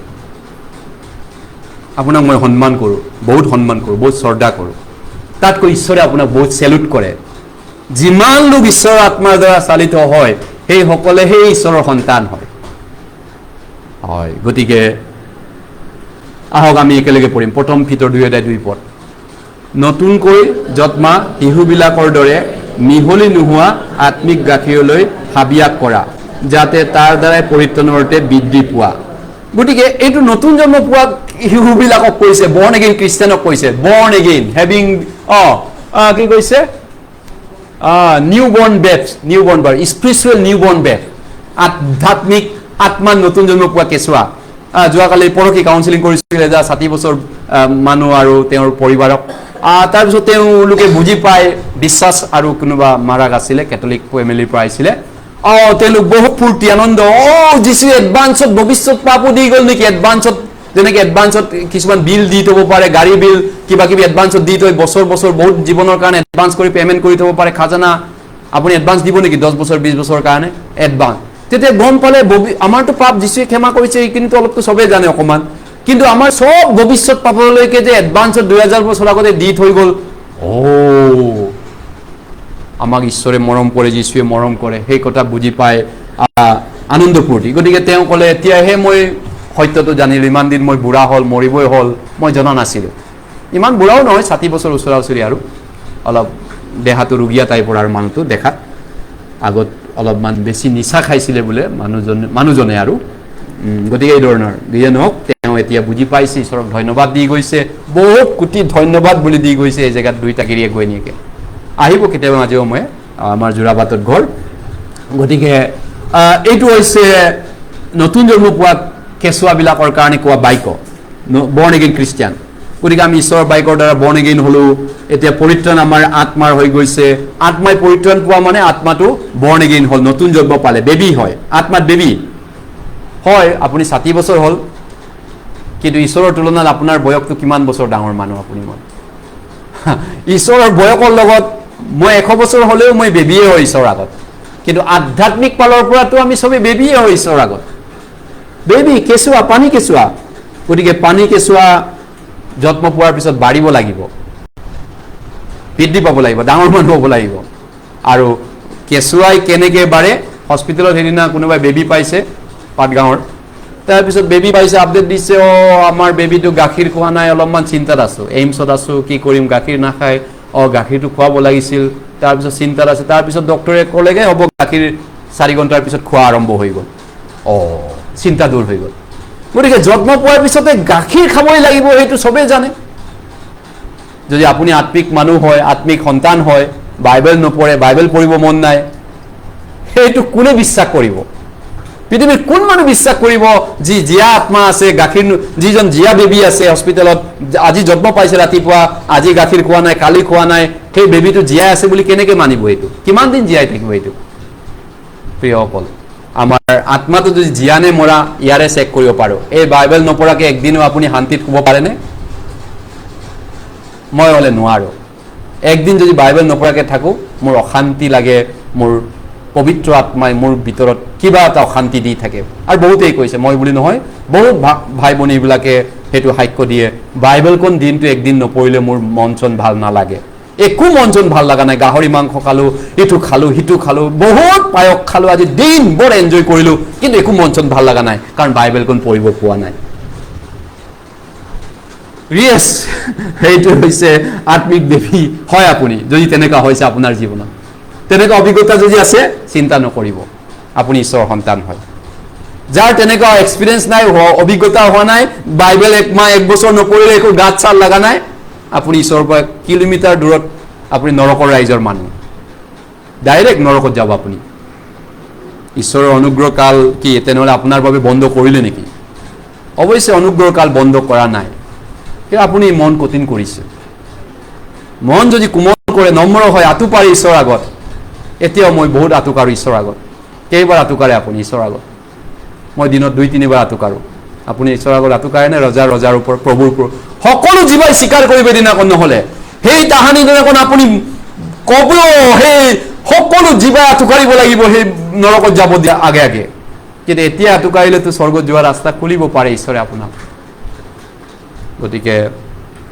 এতিয়া আমি যদি বেবী হয় ঈশ্বৰৰ আগত তেনেকুৱা অনুগ্ৰহৰ কাল এতিয়াও চলি আছে এই বাইবেল সেমিনাৰ অহা বাৰ আমি পাতিছোঁ 2 দিনীয়া কাৰণে এইটো এটা অনুগ্ৰহৰ সুযোগ চান্স আপোনাৰ মোৰ বাবে ঈশ্বৰৰ পৰা সেইটো মোৰ নহয় মোৰ সেমিনাৰ নহয় মোৰ বাক্য নহয় মোৰ কথা নহয় মোৰ আঁচনি নহয় ঈশ্বৰৰ আঁচনি ঈশ্বৰৰ ইচ্ছা হয় আৰু ঈশ্বৰে আপোনাৰ প্ৰতি মৰম দয়া অনুগ্ৰহ দিছে গতিকে সেই অনুগ্ৰহৰ গ্ৰেছ পিৰিয়ডটো শেষ হোৱা নাই এতিয়াও অৱশ্যে অনুগ্ৰহৰ কালটো বহুত কমি আহিছে বহুত কম হৈ আহিছে চান্সটো বহুত কম হৈ আহিছে last chance second chance third chance আৰু হয়তো কাৰোবাৰ চান্সে নহ'ব পাৰে জীয়াই নাথাকিবও পাৰে কোনোবাই তাৰ আগতেই শেষ হ'ব পাৰে গতিকে নতুন জন্মৰ পৰা খ্ৰীষ্টানবিলাক আমি বাঢ়িব লাগিব পিয়ৰ মিল্ক ইয়াত কৈছে পিয়ৰ মিল্ক কৈছে পিয়ৰ মিহলি নোহোৱা হোৱাই পিয়ৰ মিল্ক কিয় আমি মিহলি নোহোৱা গাখীৰ খাব লাগে কাৰণ বহুত চাৰ্চত বহুত পাষ্টৰ ফাদৰী ৰেভাৰেণ্ডবিলাকে ছাগলীবিলাকক ধাৰ্মিক বচন শুনায় ছাগলীবিলাকক মনোৰঞ্জন কৰি চাৰ্চত এক্টিভিটি কৰি দান দিছা বহুত ভাল তুমি বহুত ভাল মহান খ্ৰীষ্টিয়ান তুমি মন পাতন নকৰিলেও হ'ব তুমি মোৰ কাৰণে ভালতো মোক পইচা দিছাতো বহুত ছাগলীবিলাকক মনোৰঞ্জন দিয়ে বহুত তেনেকুৱা চাৰ্চত আমাৰ মণ্ডলীত নহ'ব পাৰে তেনেকুৱা আমাৰ মিছনত কিন্তু বহুত আন চাৰ্চত চলে এইটো পইচা দিলে সুবিধা দিলে বহুত ভাল মনোৰঞ্জন কৰে গীৰ্জাত এণ্টাৰটেইন কৰে ছাগলীবিলাকক তো বেৰা হোৱাই নাই নৰকত যাব এই ছাগলীবিলাকক উপভোগ কৰাই কি লাভ পাব গতিকে সেইটো হৈছে যিয়ে নহওক পৰিত্ৰাণটো বাঢ়িব লাগিব আত্মিকভাৱে শিকিব লাগিব ডিজায়াৰ থাকিব লাগিব ডিজায়াৰিং দ্য পিয়ৰ মিল্ক হাবিয়াক কৰা হাবিয়াক আপোনাৰ হাবিয়াক আছেনে কোনোবা তিৰোতাই হাবিয়াক কৰিছিল বিয়া পাতিবলৈ মন 5 জনৰ লগত বিয়া পাতিলে যিশুৱে কৈছে জীৱন 4 হৈ যায় আৰু বিয়া পাতিব মন 5 জন স্বামী চেঞ্জ কৰিছে আৰু 6 নম্বৰ স্বামী বনাব মন কাৰণ আৰু স্যাটিসফাই আৰু লাগে ডিজায়াৰটো আৰু আছে তাইৰ কোনোবাই কৈছে এই পানী খোৱা প্ৰত্যেকজনৰ আকৌ পিয়া লাগিব মই যি পানী দিম তেওঁৰ জীৱনৰ পৰা বুঢ়া অনন্তকাল জ্বৰ ভুমুক ওলাই যাব গতিকে আপোনাৰ মোৰ যদি পিয়া যদি পবিত্ৰ বস্তু লাগে ঈশ্বৰে আপোনাক পূৰণ কৰি দিব যেনক ডিজায়াৰটো থাকিব লাগিব হাবিয়াক থাকিব লাগিব নহলে আপুনি হ'ব নোৱাৰে চাওক এই পিকচাৰটো ইয়াত দেখিছেনে কিবা এটা ষ্ট্ৰেঞ্জ আচৰিত ঘটনা এটা ঘটিছে অদ্ভুত আচৰিত কি হৈছে ৰহস্যময় কেনেকা কি হৈছে এটা বেবি টাইগাৰ বাঘৰ পোৱালি এটাই কুকুৰৰ পৰা গাখীৰ বিচাৰি পৰি আছে চুপি আছে কুকুৰৰ পৰা গাখীৰ খাম বুলি আচলতে বাঘে বাঘৰ পৰা গাখীৰ খাব লাগিছিলে এইটো নেচাৰেলি স্বাভাৱিক হয় একেধৰণে আমি ঈশ্বৰৰ সন্তান হয় প্ৰিয়সকল আমি ঈশ্বৰৰ লোক হয় ঈশ্বৰ আমাৰ ৰাজাৰো ৰাজা হয় ঈশ্বৰ কিং অফ কিং হয় আৰু মই ঈশ্বৰৰ এজন ৰাজা সন্তান হয় মোৰ বাবা ৰাজাৰ ৰাজা হয় মোৰ বাবা আৰু মই এজন ৰজা হয় আত্মাত কৈছো আধ্যাত্মিক পজিশন গতিকে ঈশ্বৰৰ সন্তানে আমি কেনেকৈ আমি ঈশ্বৰৰ সন্তানে কিবা এটা ঈশ্বৰৰ নোহোৱা বস্তুৰ পৰা কিবা এটা বিচাৰি সন্তুষ্ট কৰিবলৈ চেষ্টা কৰিব এই জগতৰ পৰা বিশেষকৈ যিবিলাকে জগত আৰু জগতৰ বিষয়বিলাকক প্ৰেম নকৰিবা কাৰণ মাংসৰবিলাক চকুৰবিলাক জীৱনকালৰ গৰ্বৰ এইবোৰ পৃথিৱীৰ পৰা উৎপন্ন নহয় জগতৰ পৰা হয় আমি ঈশ্বৰৰ সন্তানবিলাক যদি কয় নাই ঈশ্বৰৰ সন্তান কিন্তু আমাৰ স্যাটিসফেকশন সন্তুষ্টি যদি এই জগতৰ ধন দৌলত ক্ষমতা পইচা সেইবিলাকত আমাৰ মনটো খুব ভাল লাগে সেইবিলাক পালে আপোনাৰ বহুত ভাল লাগে না সেইবিলাক পইচা পালে ক্ষমতা পালে খাব পালে পিন্ধিব পালে সন্মান পালে পেট বহে না সেইবিলাকত আমাৰ পেট নভৰে আমাৰ স্বৰ্গত থকা দেউতা তাতকৈ বহুত ওপৰত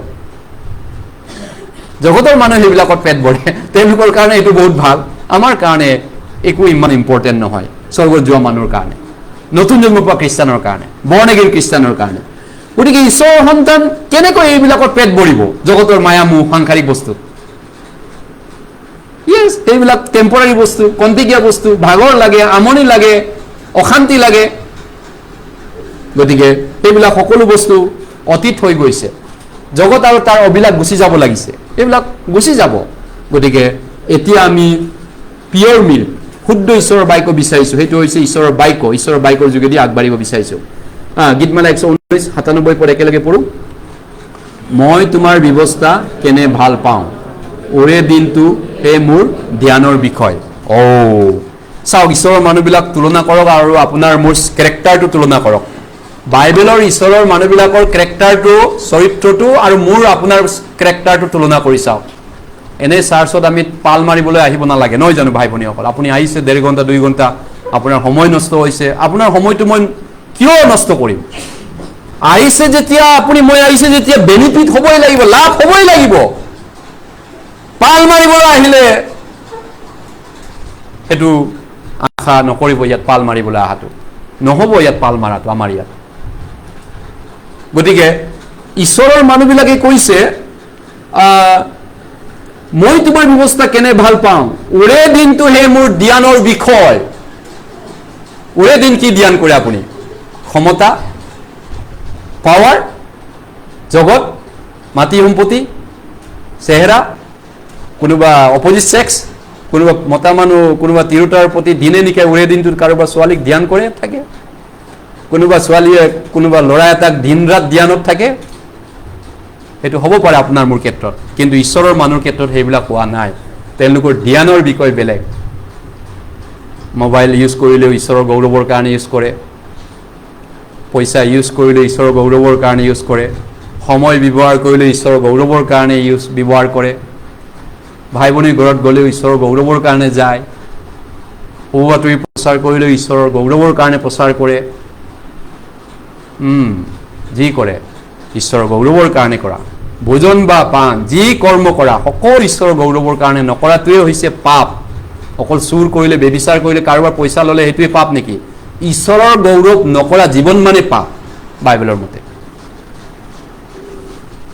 গতিকে আমি খাব লাগিব। যেনেকৈ কোনোবাই যদি বহুত নিচা হ'ব বিচাৰে, মজা লাগিব বিচাৰিছে, সি বহুত ভোজন পৰিমাণে বেছি খাব লাগিব নিচা বস্তু, মদ, সুৰা। গতিকে তেওঁ আৰু প্ৰত্যেক দিনা খাব লাগিব। আজি খালোঁ, এসপ্তাহ নিচা উঠি থাকিবনে? আজি খোৱাৰ পিছত আজি পুৰা 1 নম্বৰটো মাৰিলোঁ। বোলে শুনিছিলোঁ আমাৰ গায়ক দাদাই বহুত দামী ঠুকাইছিলে, তাৰ লগৰ এজনে কৈছিলে বহুত মজাটো দামী ঠুকাই বোলে। কম দামীয়া বস্তু ল'লে সি ভাল নাপায় বোলে। তেওঁৰ ঘৰত গ'লে বটল এটা লৈ যাব লাগিব, ভালটো লৈ যাব লাগিব। তেওঁৰ ঘৰত যোৱা মানুহে মোক কৈছে, তেওঁৰ লগত কাম কৰা। আৰু ভালটো লৈ গ'লে ওপৰৰ পৰা দেখা পালে, বিল্ডিঙৰ পৰা নামিলে ফূৰ্তি লাগে বোলে, এইটো 1 নম্বৰটো আনিছে। ঠিক তেনেকুৱা প্ৰত্যেক দিনা খাব লাগিব, নহ'লে আজি খালো 1 মাহ ফূৰ্তি, 1 মাহ নিচা থাকিব নেকি? নাই, নিচা নাথাকে। ঠিক তেনেকৈ বাইবেল আজি পঢ়িলোঁ, 1 সপ্তাহ আপুনি নপঢ়ে, 1 মাহ নপঢ়ে। 1 মাহৰ খানা আজি পেটত ভৰাব পাৰিমনে? 1 মাহৰ কাৰণে 1 মাহ খাব খানা না, মই নাখাওঁ, আজিয়ে খাই দিওঁ 1 মাহৰ কাৰণে। তেনেকৈতো নহ'ব। বাইবেল প্ৰত্যেক দিনা পঢ়িব লাগিব, ওৰে দিনটো, সদায়, এভৰিডে। আৰু 1 গিলাচ যদি আপুনি খাই পিনি ভাত খাই দিছে, 1 গিলাচে মাৰিছে মাত্ৰ, নিচা উঠিব না? নিচাটো মজা লাগি আপোনাৰ মজা লাগিব না নিচা উঠা? 1 গিলাচ খাই ভাতৰ লগত মাৰি দিছে, কি নিচা পাব? এইটো বহুত খাব লাগিব নিচা পাবলৈ হ'লে, বহুত বাইবেল পঢ়িব লাগিব। সেইবুলি আপুনি মদ খাবলৈ কোৱা নাই, ভুল নুবুজিব। মদ কিছুমান মানুহ মদ খাবলৈ পুৰা কৈছে, মই আজিৰ পৰা পুৰা মাৰিম গধূলিকৈ, সেইটো কোৱা নাই। বেছিকৈ আপুনি ইয়াৰ তুলনা কৰা হৈছে। মদ খোৱা আৰু নিচা বা পবিত্ৰ আত্মাৰ পৰিপূৰ্ণৰ মাজত ৰিজাইছে। যেনেকৈ মদ খোৱাটো বহুত খালে নিচা উঠে, মজা লাগে, টোপনি ভাল হয়, চব দুখ কষ্ট পাহৰি যায়। নিশাটো কমতে সময় 3 ঘণ্টা, 4 ঘণ্টা, 5 ঘণ্টা। পবিত্ৰ আত্মা তাতকৈ বহুত ওপৰত। চিৰজীৱন পাহৰিব দুখ কষ্ট পবিত্ৰ আত্মা থাকিলে। চিৰজীৱন মজা লাগিব, আমেজ পাব পবিত্ৰ আত্মা পালে। গতিকে তাৰ বাবে আপুনি বহুত সময় বাইবেল পঢ়িব লাগিব, ধ্যান কৰিব লাগিব। আৰু পবিত্ৰ আত্মাৰে পৰিপূৰ্ণ হ'ব বিচাৰিলে বাইবেলখন ভোজন পৰিমাণে পঢ়িব লাগিব, বহুত বাক্য শুনিব লাগিব, চাৰ্মনবিলাক শুনি থাকিব লাগিব। মই শুনি থাকোঁ, আপুনি শুনে। দিনত 3-4টা ভইচ ৰেকৰ্ডাৰ চাৰ্মন শুনিব বা ইউটিউবৰ পৰা শুনিব। শুনে, বহুতেই শুনে, মোক ফোন কৰে, মই দিনত 2টামান শুনোৱে বোলে, আৰু বাইবেলটো পঢ়োৱে ৰেগুলাৰ। বহুত শুনিব লাগিব। যেনেকৈ নিচা পাবলৈ হ'লে ভাল বস্তু, ভাল দামীটো খাব লাগিব, আৰু বেছি খাব লাগিব। ডাঙৰ বটল, ইমানমান ডাঙৰ বটল এটা, হয়তো 1 গিলাচ খালে নহ'ব, আৰু তাৰপিছত বেছি খাব লাগিব। ঠিক তেনেকৈ বেছি বাক্য শুনিব লাগিব আৰু বেছি বাক্য বাইবেল পঢ়িব লাগিব। গতিকে যদি আপুনি অকল 1-2টা অধ্যায় পঢ়ে বাইবেল, দিনত কোনো ৰকম দিনত 1টা অধ্যায়, তাৰপিছত পঢ়ি পিনি আপুনি বিচাৰিছে, পবিত্ৰ আত্মাৰে মোৰ শান্তি নাই দেখোন, মোৰ পবিত্ৰ আত্মাৰ পাৱাৰ নাই দেখোন মোৰ জীৱনত। কেনেকৈ পাৱাৰ হ'ব? 1 গিলাচ খোৱা মানুহৰ জানো নিচা উঠে জানো? কোনে 1 বটল দামী বটল মাৰিছে, তাৰ নিচাটো চাবচোন, কেইঘণ্টা থাকিব, কিমান মজা লাগিব, তাৰ মিঠা মুখত কিমান মজা গান গাবহি। আৰু যোনে 1 গিলাচে খাইছে, তাৰ নিচা কেনেকৈ হ'ব? বাইবেল অকণমান পঢ়ে, কেতিয়াবাই মন গ'লে তাৰ পবিত্ৰ আত্মাৰ নিচা উঠিব না? কেতিয়াও নুঠে তাৰ। সি কেতিয়াও বুজি নাপায় পবিত্ৰ আত্মাৰ মিনিংটো। পবিত্ৰ আত্মাৰ পূৰ হোৱাটো অৰ্থ তেওঁ একো পাত্তা পায় পবিত্ৰ আত্মাৰ সোৱাদে পোৱা নাই আজিলৈকে।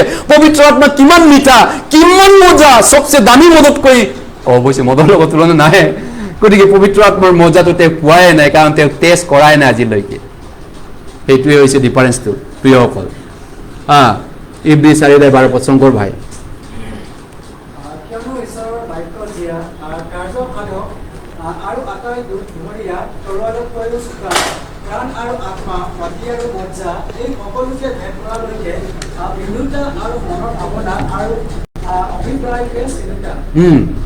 ঈশ্বৰৰ বাক্য আত্মা, ঘাটি, মজ্জা সকলোকে চিনোতা জানোতা, আপোনাৰ জীৱনৰ ভাৱ চিন্তা, দুখ কষ্ট চব জানে, তেওঁ ঈশ্বৰৰ বাক্যই জানে। আপুনি কি ভাবি আছে? ঈশ্বৰৰ বাক্যই জানে এতিয়া? আপোনাৰ ভাৱ চিন্তা, আপোনাৰ মনৰ চৰিত্ৰ, মোৰ ভাৱ চিন্তা চব ঈশ্বৰৰ বাক্যই জানে। অন্তৰ্যামী বাক্য হয়। বাক্য ঈশ্বৰ হয় ন? ঈশ্বৰ অন্তৰ্যামী হয়তো। গতিকে ঈশ্বৰৰ বাক্য আগত আমি লেংটা, উদং বুলি কৈছে ইব্ৰীত আন এটা জেগাত। গতিকে আপুনি মই এতিয়াই ঈশ্বৰৰ বাক্যৰ আগত যদি মুকলি হওঁ, অনেষ্টি হওঁ, নম্ৰ হওঁ, সত্যবাদী হওঁ, যীচুক অহা দিনাখন লাজ পাব লগা একো নাথাকিব, নহয় নে? এতিয়াই মই লেংটা হ'লোঁ আৰু যীচুৰ আগত, এতিয়াই ঈশ্বৰৰ বাক্যৰ আগত লেংটা, মুকলি, চব উদং মুকলি। আৰু যীশুৰ আগত আৰু পিছত কি লেংটা হ'ব লগা আছে, কি আৰু যীশুৱে মোক বেলেগকে চাব লগা আছে, এতিয়াই মোক চাই মেলি একেবাৰে শেষ, আৰু মোৰ তল ওপৰ চাব লগা একোৱে নাই যীশুৱে, চব শেষ। আপোনাৰ ক্ষেত্ৰত হয়নে এইটো? ঈশ্বৰৰ বাক্যই আপোনাক তলৰ পৰা ওপৰলৈ চেক কৰিলেনে আদি পুস্তকৰ পকেট বাইকলৈ? আপুনি কেনেধৰণৰ মানুহ? য়েছ, এতিয়াই কৰা উচিত ভাই ভনীসকল, নহ'লে সেই দিনাখন আমি সকলো জীৱাই স্বীকাৰ কৰিব, নহয় জানো? সকলোৱে আঁঠু ল'ব লাগিব তেওঁৰ আগত, ৰোমিয়া 14:10 কৈছে। আহক আমি এটা বাইবেলৰ পৰা চাম, ইপিচিয়ালৈ কলছিয়ান চেপ্টাৰ 3, কলছিয়ান চেপ্টাৰ 3, এটা দুটামান বাইবেল পদৰ পৰা চাওঁ, সোনকালে আগবাঢ়ো, অলপ ডিষ্টাৰ্ব হ'ল মাজতে লাইনৰ কাৰণে। কলছিয়া 3 অধ্যায়, কলছিয়ান চেপ্টাৰ 3,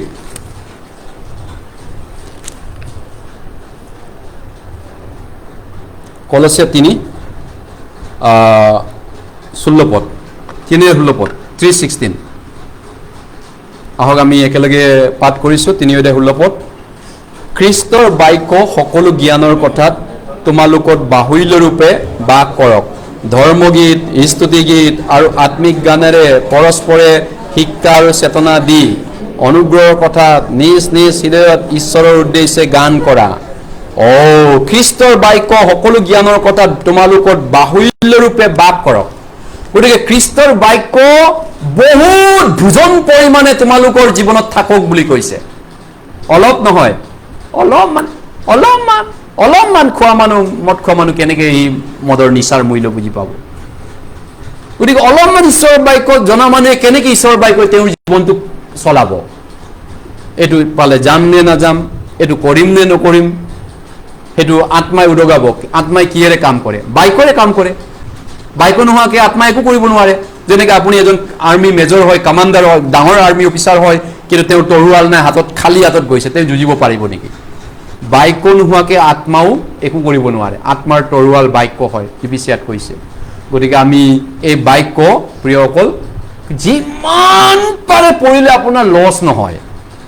কিছুমানে ভাবিব পাৰে যিমান পাৰে বেছি শুনিলে লছ হ'ব, নাই, অপচয় নহয়। যিমান আপুনি বেছি বাক্য শিকিব, শুনিব, লিখিব, মেলিব, আপুনি যীশুৰ ৰাইজত তেতিয়া গম পাব এয়াই দেখোন পাৰ্মানেণ্ট কাম আছিল, বাকী চব দেখোন অসাৰ,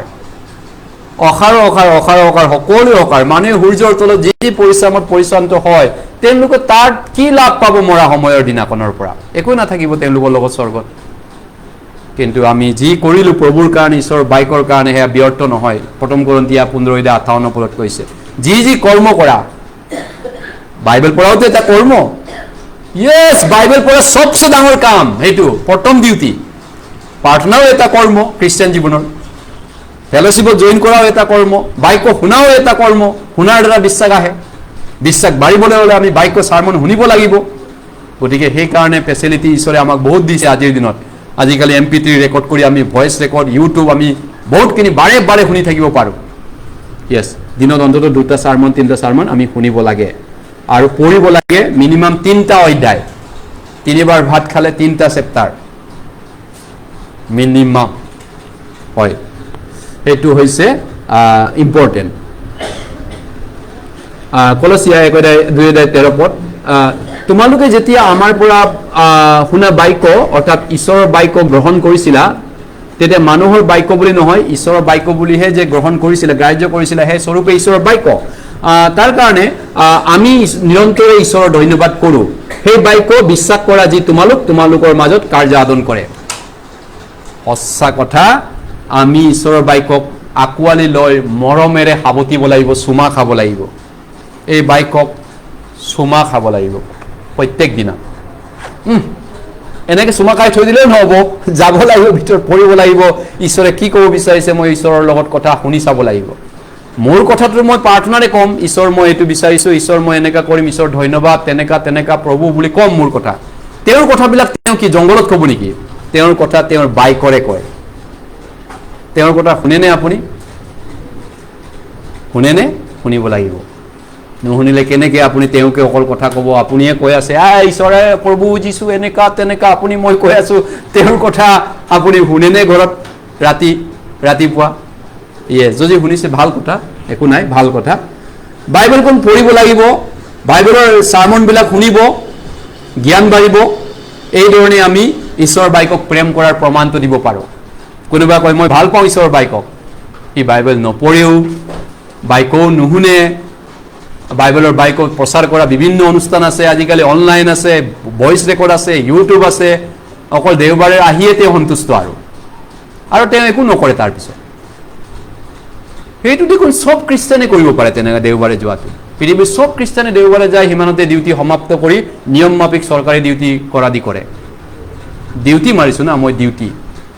ঈশ্বৰ মূৰ্তি নহয় যে, দেৱতা মূৰ্তি নহয় যে ডিউটি মাৰি আপুনি ঈশ্বৰক সন্তুষ্ট কৰিব পাৰিব। ঈশ্বৰ আত্মা হয় প্ৰিয়সকল, ঈশ্বৰ আত্মা হয়। ঈশ্বৰক সন্তুষ্ট তেনেকৈ মই কৰিব নোৱাৰোঁ। গতিকে ঈশ্বৰৰ বাক্য সঁচা ঈশ্বৰৰ বাক্য হয়। এইটো পৌলৰ বাক্য নহয়, পিতৰৰ বাক্য নহয়, মুচিৰ বাক্য নহয়, ডায়ুটৰ নহয়, ষ্টিফেনৰ নহয়। তেন্তে কাৰ বাক্য হয়? ঈশ্বৰৰ বাক্য হয়। গতিকে আপুনি শুনাত কিবা আপত্তি কৰিব নালাগে, পঢ়াত আপত্তি কৰিব নালাগে। গতিকে এইটোৱে বিশ্বাস কৰাবিলাকৰ লগত কাম কৰিব। কিছুমানে ভাবে অকল দেওবাৰেহে এইটো কৰিব লাগে, বেলেগ দিনা এইবিলাক কৰিব লাগে জানো? কিছুমানে তেনেকৈ ভাবে অকল দেওবাৰেহে এইবিলাক বাইবেল পঢ়ে, প্ৰাৰ্থনা কৰে, গীৰ্জা কৰে, বেলেগ দিনা বাক্য শুনে জানো? এনেকৈ দেওবাৰৰ দৰে শুনিব লাগে জানো? প্ৰমাণ দিব নেকি আপুনি দেওবাৰেহে বাক্য পঢ়ে বুলি ক'বা? দেওবাৰে ভাত খায়, বাকী দিনা ভাত নাখাওঁ? য়েছ, আমি তেনেকুৱা ক'ব নোৱাৰোঁ। আৰু আমাৰ যিসকলে বিশ্বাস কৰিব, আমাৰ জীৱনটো ঈশ্বৰে চেঞ্জ কৰিব। কোনে কৰিব? বাইবেলে কৰিব। জীয়া হয়, কাম কৰে। মোৰ লাইফটোক চেঞ্জ কৰিব পৰা পাৱাৰ আছে, কাৰণ এই বাক্যৰ দ্বাৰা সৃষ্টি কৰিছিলে। আদিতে ঈশ্বৰে ক'লে পোহৰ হওক, বাক্যৰ দ্বাৰা ঈশ্বৰে সৃষ্টি কৰিছে ব্ৰহ্মাণ্ড শূন্যৰ পৰা। মোক কিয় বদলি কৰিব নোৱাৰিব বাক্যই? যদি ব্ৰহ্মাণ্ডক যদি বনাব পাৰে শূন্যৰ পৰা, মোক কিয় বদলি কৰিব নোৱাৰিব এই বাক্যই? ব্ৰহ্মাণ্ডতকৈ মই ডাঙৰ নে? অৱশ্যেই নহয়। আৰু আমাক চেঞ্জ কৰিব যোনে এইটো বিশ্বাস কৰিব ঈশ্বৰৰ বাক্য বুলি, গ্ৰহণ কৰিব ঈশ্বৰৰ বাক্য বুলি, আৰু বাঢ়ি যাব, তেওঁলোক সলনি হ'ব আৰু আমাক ফলৱান কৰিব। ফলৱান, ফ্ৰুটফুল, আত্মিক ফলৰে ঢেৰ গুটি লাগিব। আত্মাৰ ফল মনে মনে চুপচাপ থাকিব শিকা, আত্মাৰ ফল নীৰৱে থাকিব শিকা। যীশুৱে নীৰৱেও শিকিছিলে, হয়নে নহয়? চুপচাপ গোটেই ৰাখি মনে মনে থকা, গীত গান গোৱা, ইও আত্মাৰ ফল। প্ৰেম, আনন্দ, শান্তি, চিৰস্নতা, মৃদুভাৱ, ইন্দ্ৰিয় দমন, আত্মাৰ ফল। দুই এটাক প্ৰচাৰ কৰিবলৈ চেষ্টা কৰিব, ইও আত্মাৰ ফল। আত্মাৰ বৰদান নহয় জানো? আত্মাৰ বৰদান সেইবিলাক ঈশ্বৰে আমাক দিছে। গতিকে সেইবিলাক ফল ধৰিবলৈ হ'লে সেইটো প্ৰচেছৰ মাজেদি যাব লাগিব। ইপিচিয়া 4 অধ্যায় আমি একেলগে পঢ়োঁ, 22-24 পদ আমি মুখস্থ পদে হয়, তথাপি ইয়াত একেলগে পঢ়োঁ। অৰ্থাৎ প্ৰবঞ্চনাৰ কুঁৱবিলাকৰ দৰে নষ্ট হৈ যোৱা পুৰাতন পুৰুষক পূৰ্বকালৰ আচাৰৰ কথাত সলাই থৈ নিজৰ নিজৰ মনৰ আত্মাত নতুন কৰা হৈ সত্যতাৰ, ধাৰ্মিকতা আৰু পবিত্ৰতাত ঈশ্বৰৰ প্ৰতিমূৰ্তিৰ দৰে সৃষ্ট হোৱা নতুন পুৰুষক পিন্ধিবলৈ তোমালোকে শিক্ষা পালা। কি কৰিছে? আচাৰ ব্যৱহাৰটো চেঞ্জ কৰিব। আচাৰ ব্যৱহাৰ, মেনাৰ, আচৰণ। গতিকে আমি কেনেকৈ আচাৰ ব্যৱহাৰটো চেঞ্জ কৰিব? গতিকে এতিয়া চাওক, আপুনি মদ খোৱালে আকৌ গৈছোঁ, দ্ৰাক্ষাৰতেৰে মতলীয়া নহ'বা, আত্মাৰে ভৰপূৰ হোৱা। এতিয়া আকৌ মদৰ লগত তুলনা কৰি, কাৰণ আজিৰ মূল কথা এইটোৱে। গতিকে আপুনি মই যদি কম সময়ৰ ভিতৰত যদি মদাহীবিলাকে যদি মদ খাই বৰ পূৰা নিচা উঠিব বিচাৰে, তেতিয়াহ'লে মদটো খালী পেটত খাব লাগিব। মই ইতিমধ্যে ক'লোঁ, এগাল পেট ভৰাই মাছে বংকৈ পেট ভৰ্তি আছে আৰু দামী মদটো আনি দিছে তাক, সিটো কি খাব? খালিয়েই নাই, জেগাই নাই পেটত। গতিকে খালী কৰি ৰাখিব লাগিব ভাল বস্তুটো, নিচা থকা বস্তুটো খাবৰ কাৰণে। মদাহীবিলাকে জানে সেইটো। ঠিক তেনেকুৱা আৰু কিবা মদটো খাওঁতে বেছি ভাত, মাংস এগাল, চিপছ, চানা এগাল যদি খাই দিয়ে, এইটো কাম নিদিব। কম খাব এইবিলাক আৰু মদটো বেছি খাব। সেই তেওঁলোকক কৈছোঁ, যিবিলাক খাই ভাল পায় তেওঁলোকৰ কাৰণে কৈছোঁ। তেতিয়া আপুনি চাব, আপোনাক কোনে পাৰে? আপুনি হিৰ' জগততকৈ আপুনি ডাঙৰ মানুহ হৈ গ'ল। নিচাটো উঠাৰ লগে লগে মাথা ডাঙৰ হৈ গ'ল, এতিয়া হিৰ' হৈ গ'ল আপুনি। নিচা আহি গ'ল না, পাৱাৰ আহি গ'ল আপোনাৰ বডিত। ঠিক একেধৰণে আমি যদি পবিত্ৰ আত্মাৰে ভৰপূৰ হ'ব বিচাৰিছোঁ, তাতকৈ হিৰ' হ'ব, তাৰ হিৰ'তকৈ তুলনা নাহে, কম সময়ৰ ভিতৰত পবিত্ৰ আত্মাৰে ভৰপূৰ হ'ব বিচাৰিছোঁ, বাইবেলে কৈছে আপোনাৰ আত্মাটোক খালী কৰি দিব লাগিব, প্ৰাণটোক খালী কৰিব লাগিব। আয়ো মোৰ প্ৰাণ, আয়ো মোৰ প্ৰাণ, হে মোৰ প্ৰাণ, অনেক বছৰলৈ জমা কৰিছোঁ তোমাৰ বাবে, খোৱা বোৱা পিন্ধা উৰা গাড়ী মটৰ পইচা পাতি জমা কৰি ভৰ্তি। লোক 12 যীশুৱে কৈছে, হে মোৰ প্ৰাণ, অনেক বছৰলৈ জমা কৰিছোঁ, ভঁৰাল ভাঙি নতুন নতুন ভঁৰাল সাজিছোঁ, পইচা পেঞ্চন টকা পইচা সেইবিলাক চব এৰেষ্ট কৰিছোঁ, অনেক বছৰলৈ প্ৰাণ খাই মস্তি কৰা। ঈশ্বৰে ক'লে, হে বুৰ্বক, আজি ৰাতি তোমাৰ প্ৰাণ তোমাৰ পৰা নিয়া হ'ব, আৰু যিবোৰ বস্তু যুগুত কৰি তোলা সেইবোৰ কালিৰ পৰা কোনে খাব? আজি তুমি মৰিবা, আজি মৰিবা।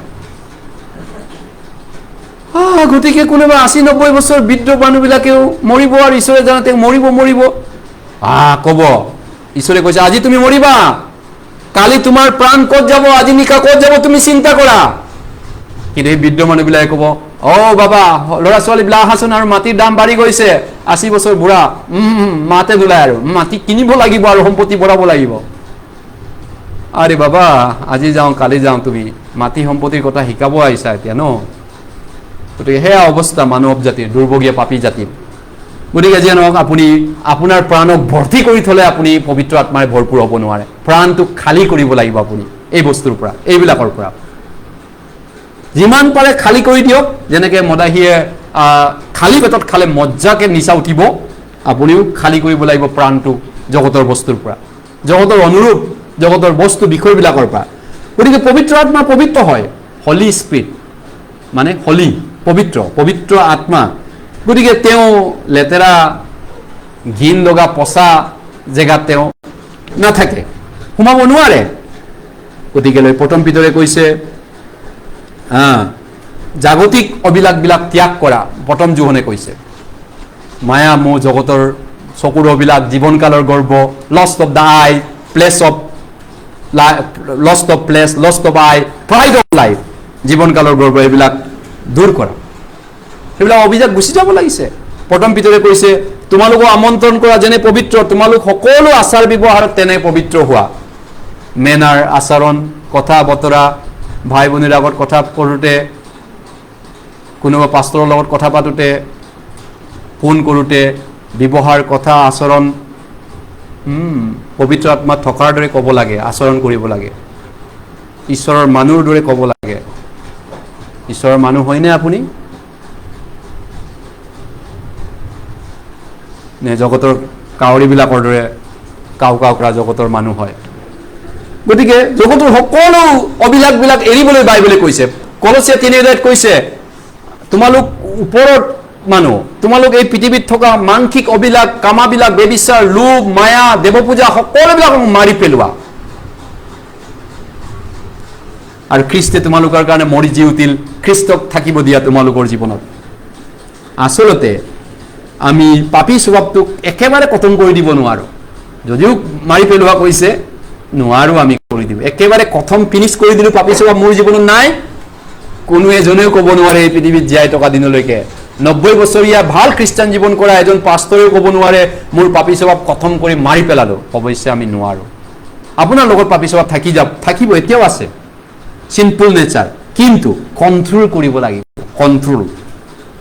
কণ্ট্ৰল নিয়ন্ত্ৰণ কেনেকৈ কৰিম? পাপী স্বভাৱটো কণ্ট্ৰল, য়েছ, আমাৰ মুখখনৰ লাগাম লগাব লাগিব, হয় নহয়? মুখখন ওঠৰ পৰীয়া হোৱা, গীত ৰচয়ে কৈছে মোৰ ওঠৰ পৰীয়া হোৱা, মোৰ ওঠখন তুমি চম্ভালি ৰখাত সহায় কৰা। ওঠখন বহুত ডেঞ্জাৰ হয়, হাবি হয়, জুই হয়, হাবি পুৰিব পৰা জুই হয়, আমাজন পুৰিব পৰা জুই হয় ওঠখন। গতিকে আপুনি ভাই ভনীৰ লগত কথা পাতোঁতে, ঈশ্বৰৰ মানুহৰ লগত কথা পাতোঁতে বহলকৈ মেলি নিদিব, ঘিণ লগা কথাবিলাক ওলাই নিদিব। আপোনাৰ ব্যৱহাৰে আপোনাৰ পৰিচয়, আপুনি যি ক'ব নহয় জানো সেইটোৱে আপোনাৰ পৰিচয় হ'ব। নহ'লে আপুনি পৰচৰ্চা যদি কৰি ভাল পোৱা হয়, পৰচৰ্চা কৰিবলৈ আৰম্ভ কৰে ভাই ভনীৰ আগত, ঘৰত গ'লে পৰচৰ্চা মানে বেলেগৰ কথা পাতা, আৰু বেলেগজন নাই তেওঁৰ আগত তেওঁৰ কথা পাতি ভাল পোৱা, সন্তুষ্ট হোৱা। গতিকে আৰু আপোনাৰ হাত ব্যৱহাৰ, স্বভাৱ চৰিত্ৰ, মেনাৰ, সেইবিলাক। গতিকে যদি কিবা তেনেকুৱা মোৰ জীৱনত খ্ৰীষ্টিয়ান জীৱনত তেনেকুৱা বেড হেবিট আছে, বেয়া স্বভাৱ আছে, তেতিয়াহ'লে কি কৰা উচিত? আঁকোৱালি ল'ম নে মই আউট কৰি দিম? মোৰ এনেকুৱা ঈশ্বৰৰ আগত ঘিণ লগা স্বভাৱ কেইটামান আছে, হয় মই এৰিব পৰা নাই, আজি এৰিব পৰা নাই, কালি এৰিব পৰা নাই, কিন্তু আপুনি এৰিব বিচাৰিছে নে আঁকোৱালি ল'ব বিচাৰিছে, ধৰি ৰাখিব বিচাৰিছে পুৰণা সেই গিল লগা লেতেৰা বস্তুবিলাক? এৰি দিয়ক। যদি বেয়া বন্ধুবিলাকে এৰিব বিচাৰিছে, এৰি দিয়ক, যাব দিয়ক, তেওঁলোকক ধৰি নাৰাখিব, হয়নে? দৰকাৰ নাই, ভাল বন্ধু আহিব বহুত, ঠিক আছে, ঈশ্বৰে দিব আপোনাক। গতিকে লৈ যিয়ে নহওক আপোনাৰ বেয়া জীৱনৰ যিবিলাক খ্ৰীষ্টান লাইফত যদি আপুনি উন্নতি বিচাৰে, যদি তেতিয়াহ'লে যদি কিবা যদি বেয়া থাকে সেইটো কি কৰিব লাগিব? পৰিচ্ছেদ, বৰ্জন, প্ৰতিমা বিসৰ্জন।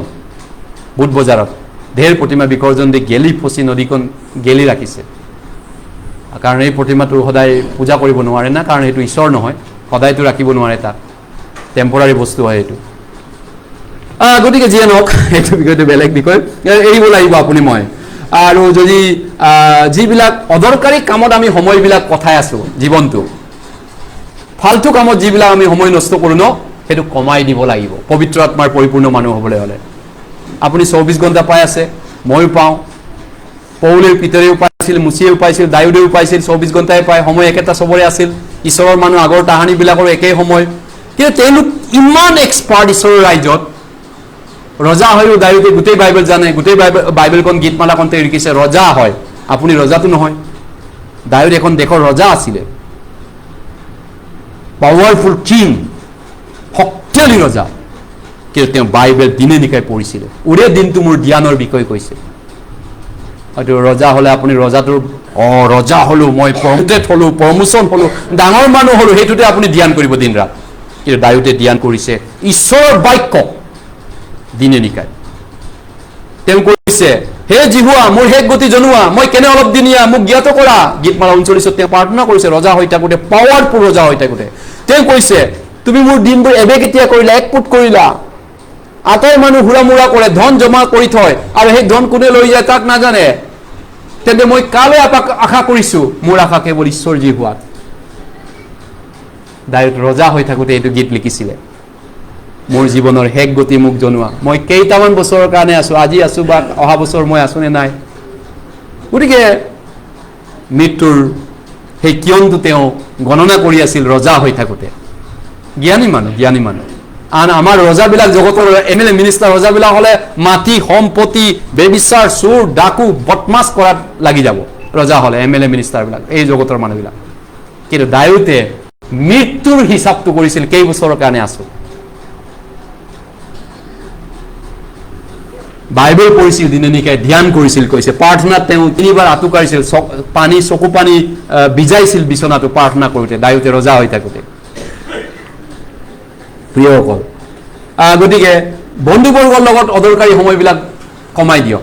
বন্ধুবৰ্গৰ লগত আলটু পাল্টু ঘূৰি পৰা, আড্ডা মাৰি পৰা, খেলা ধূলা কৰা, এই ফিল্ডত দৌৰি ফুৰা, এক্সাৰচাইজ কৰক, সময়ত কৰক, সেইটো মানা নকৰোঁ। আপুনি যিটো ফাল্টুকে সময় নষ্ট কৰে, তাতকৈ এটা চাৰ্মন শুনিব সেই সময়ত। MP3 40 মিনিটৰ আধা ঘণ্টাৰ বাইকৰ আপডেট দিলে, এই ফাল্টুকে জগতৰ মানুহৰ লগত আড্ডা মাৰি থকাতকৈ মইতো টাইম নাই ভাই, মই পলাওঁ, চবৰ পৰাই পলাওঁ আজিকালি। পলা পলা, বাইবেলে কৈছে পলা যৌৱনকালৰ বিলাকৰ পৰা। আপোনাৰ লগত লেকচাৰ মাৰি থকাতকৈ মই কিবা এটা কৰাই ভাল, সেইটো মোৰ লাভ আছে না। হয়, টকা পইচা মই গতিব নাযাওঁ, বেপাৰ কৰিব নাযাওঁ, তাতকৈ কিবা ডাঙৰ মূল্যৱান কাম আছে নহয়। প্ৰাৰ্থনা কৰিব পৰা, বাইবেল পঢ়িব পৰা, ভাই ভনীৰ কাৰণে প্ৰাৰ্থনা কৰা, ভাই ভনীক ফোন এটা কৰা, কিবা এটাতো কাম আছে তাতকৈ। হয়, মই এইটো নকৰোঁ, মোৰ সেইটো কৰিবলৈ পাৱাৰ নাই, পইচা পাতি কথাটো নহয় জানো, বা সেইটো লাইনৰ মই মানুহ নহয়, বা সেইটো বিষয়টো মোৰ গিফটেড নহয়।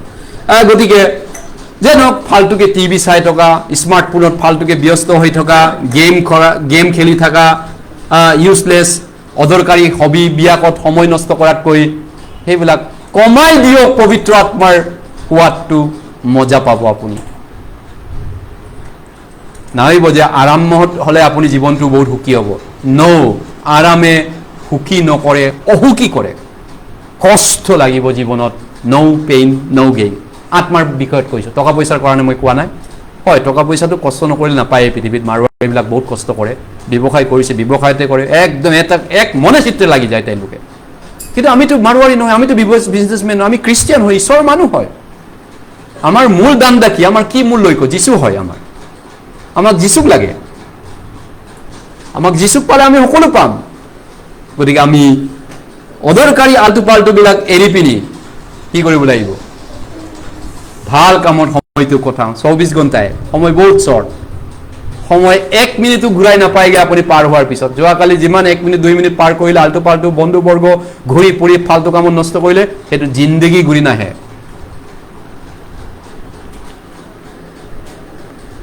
গতিকে শংকৰ ভাই 1 পিতৰ 2:11 পদ।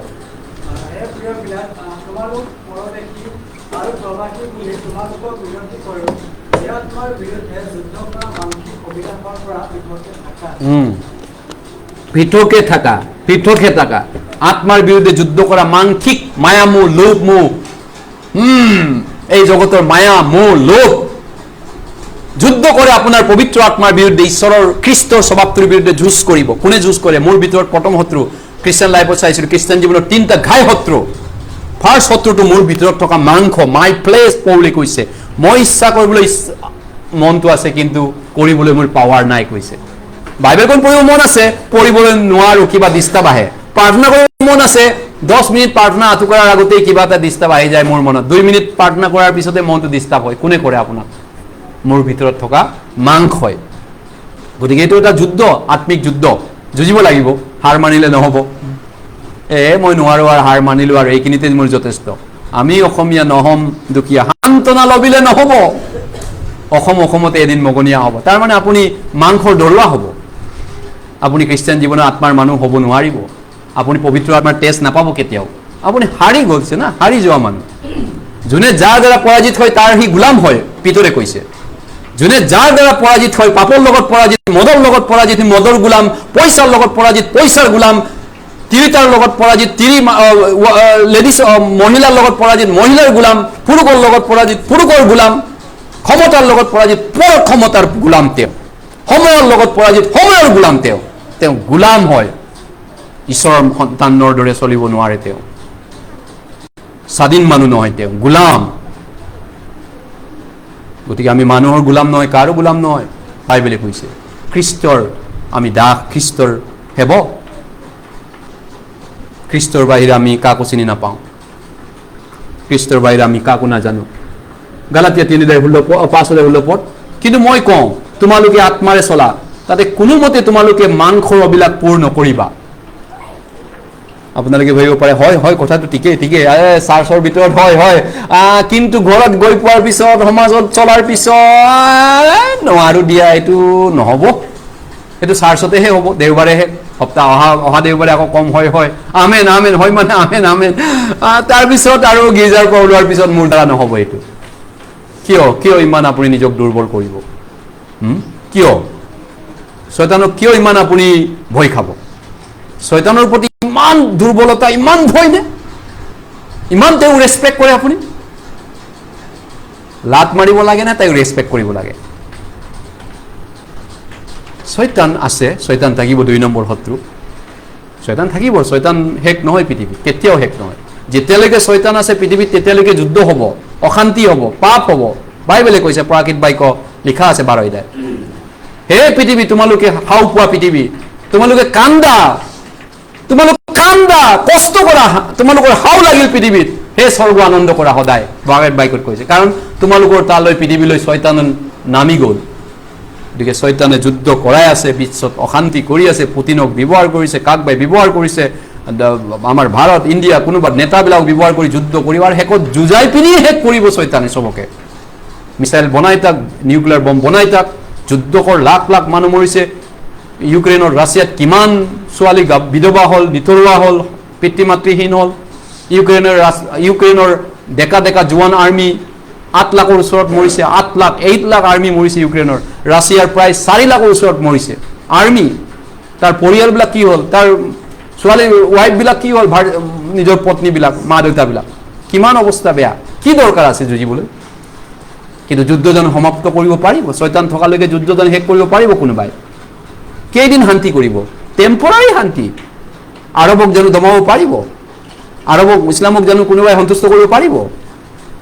কেইদিন ৰাখিব তেওঁলোকক 57খন আৰব দেশ? পুটিনক জানো দমাব পাৰিব? চাইনাক দমাব পাৰিব?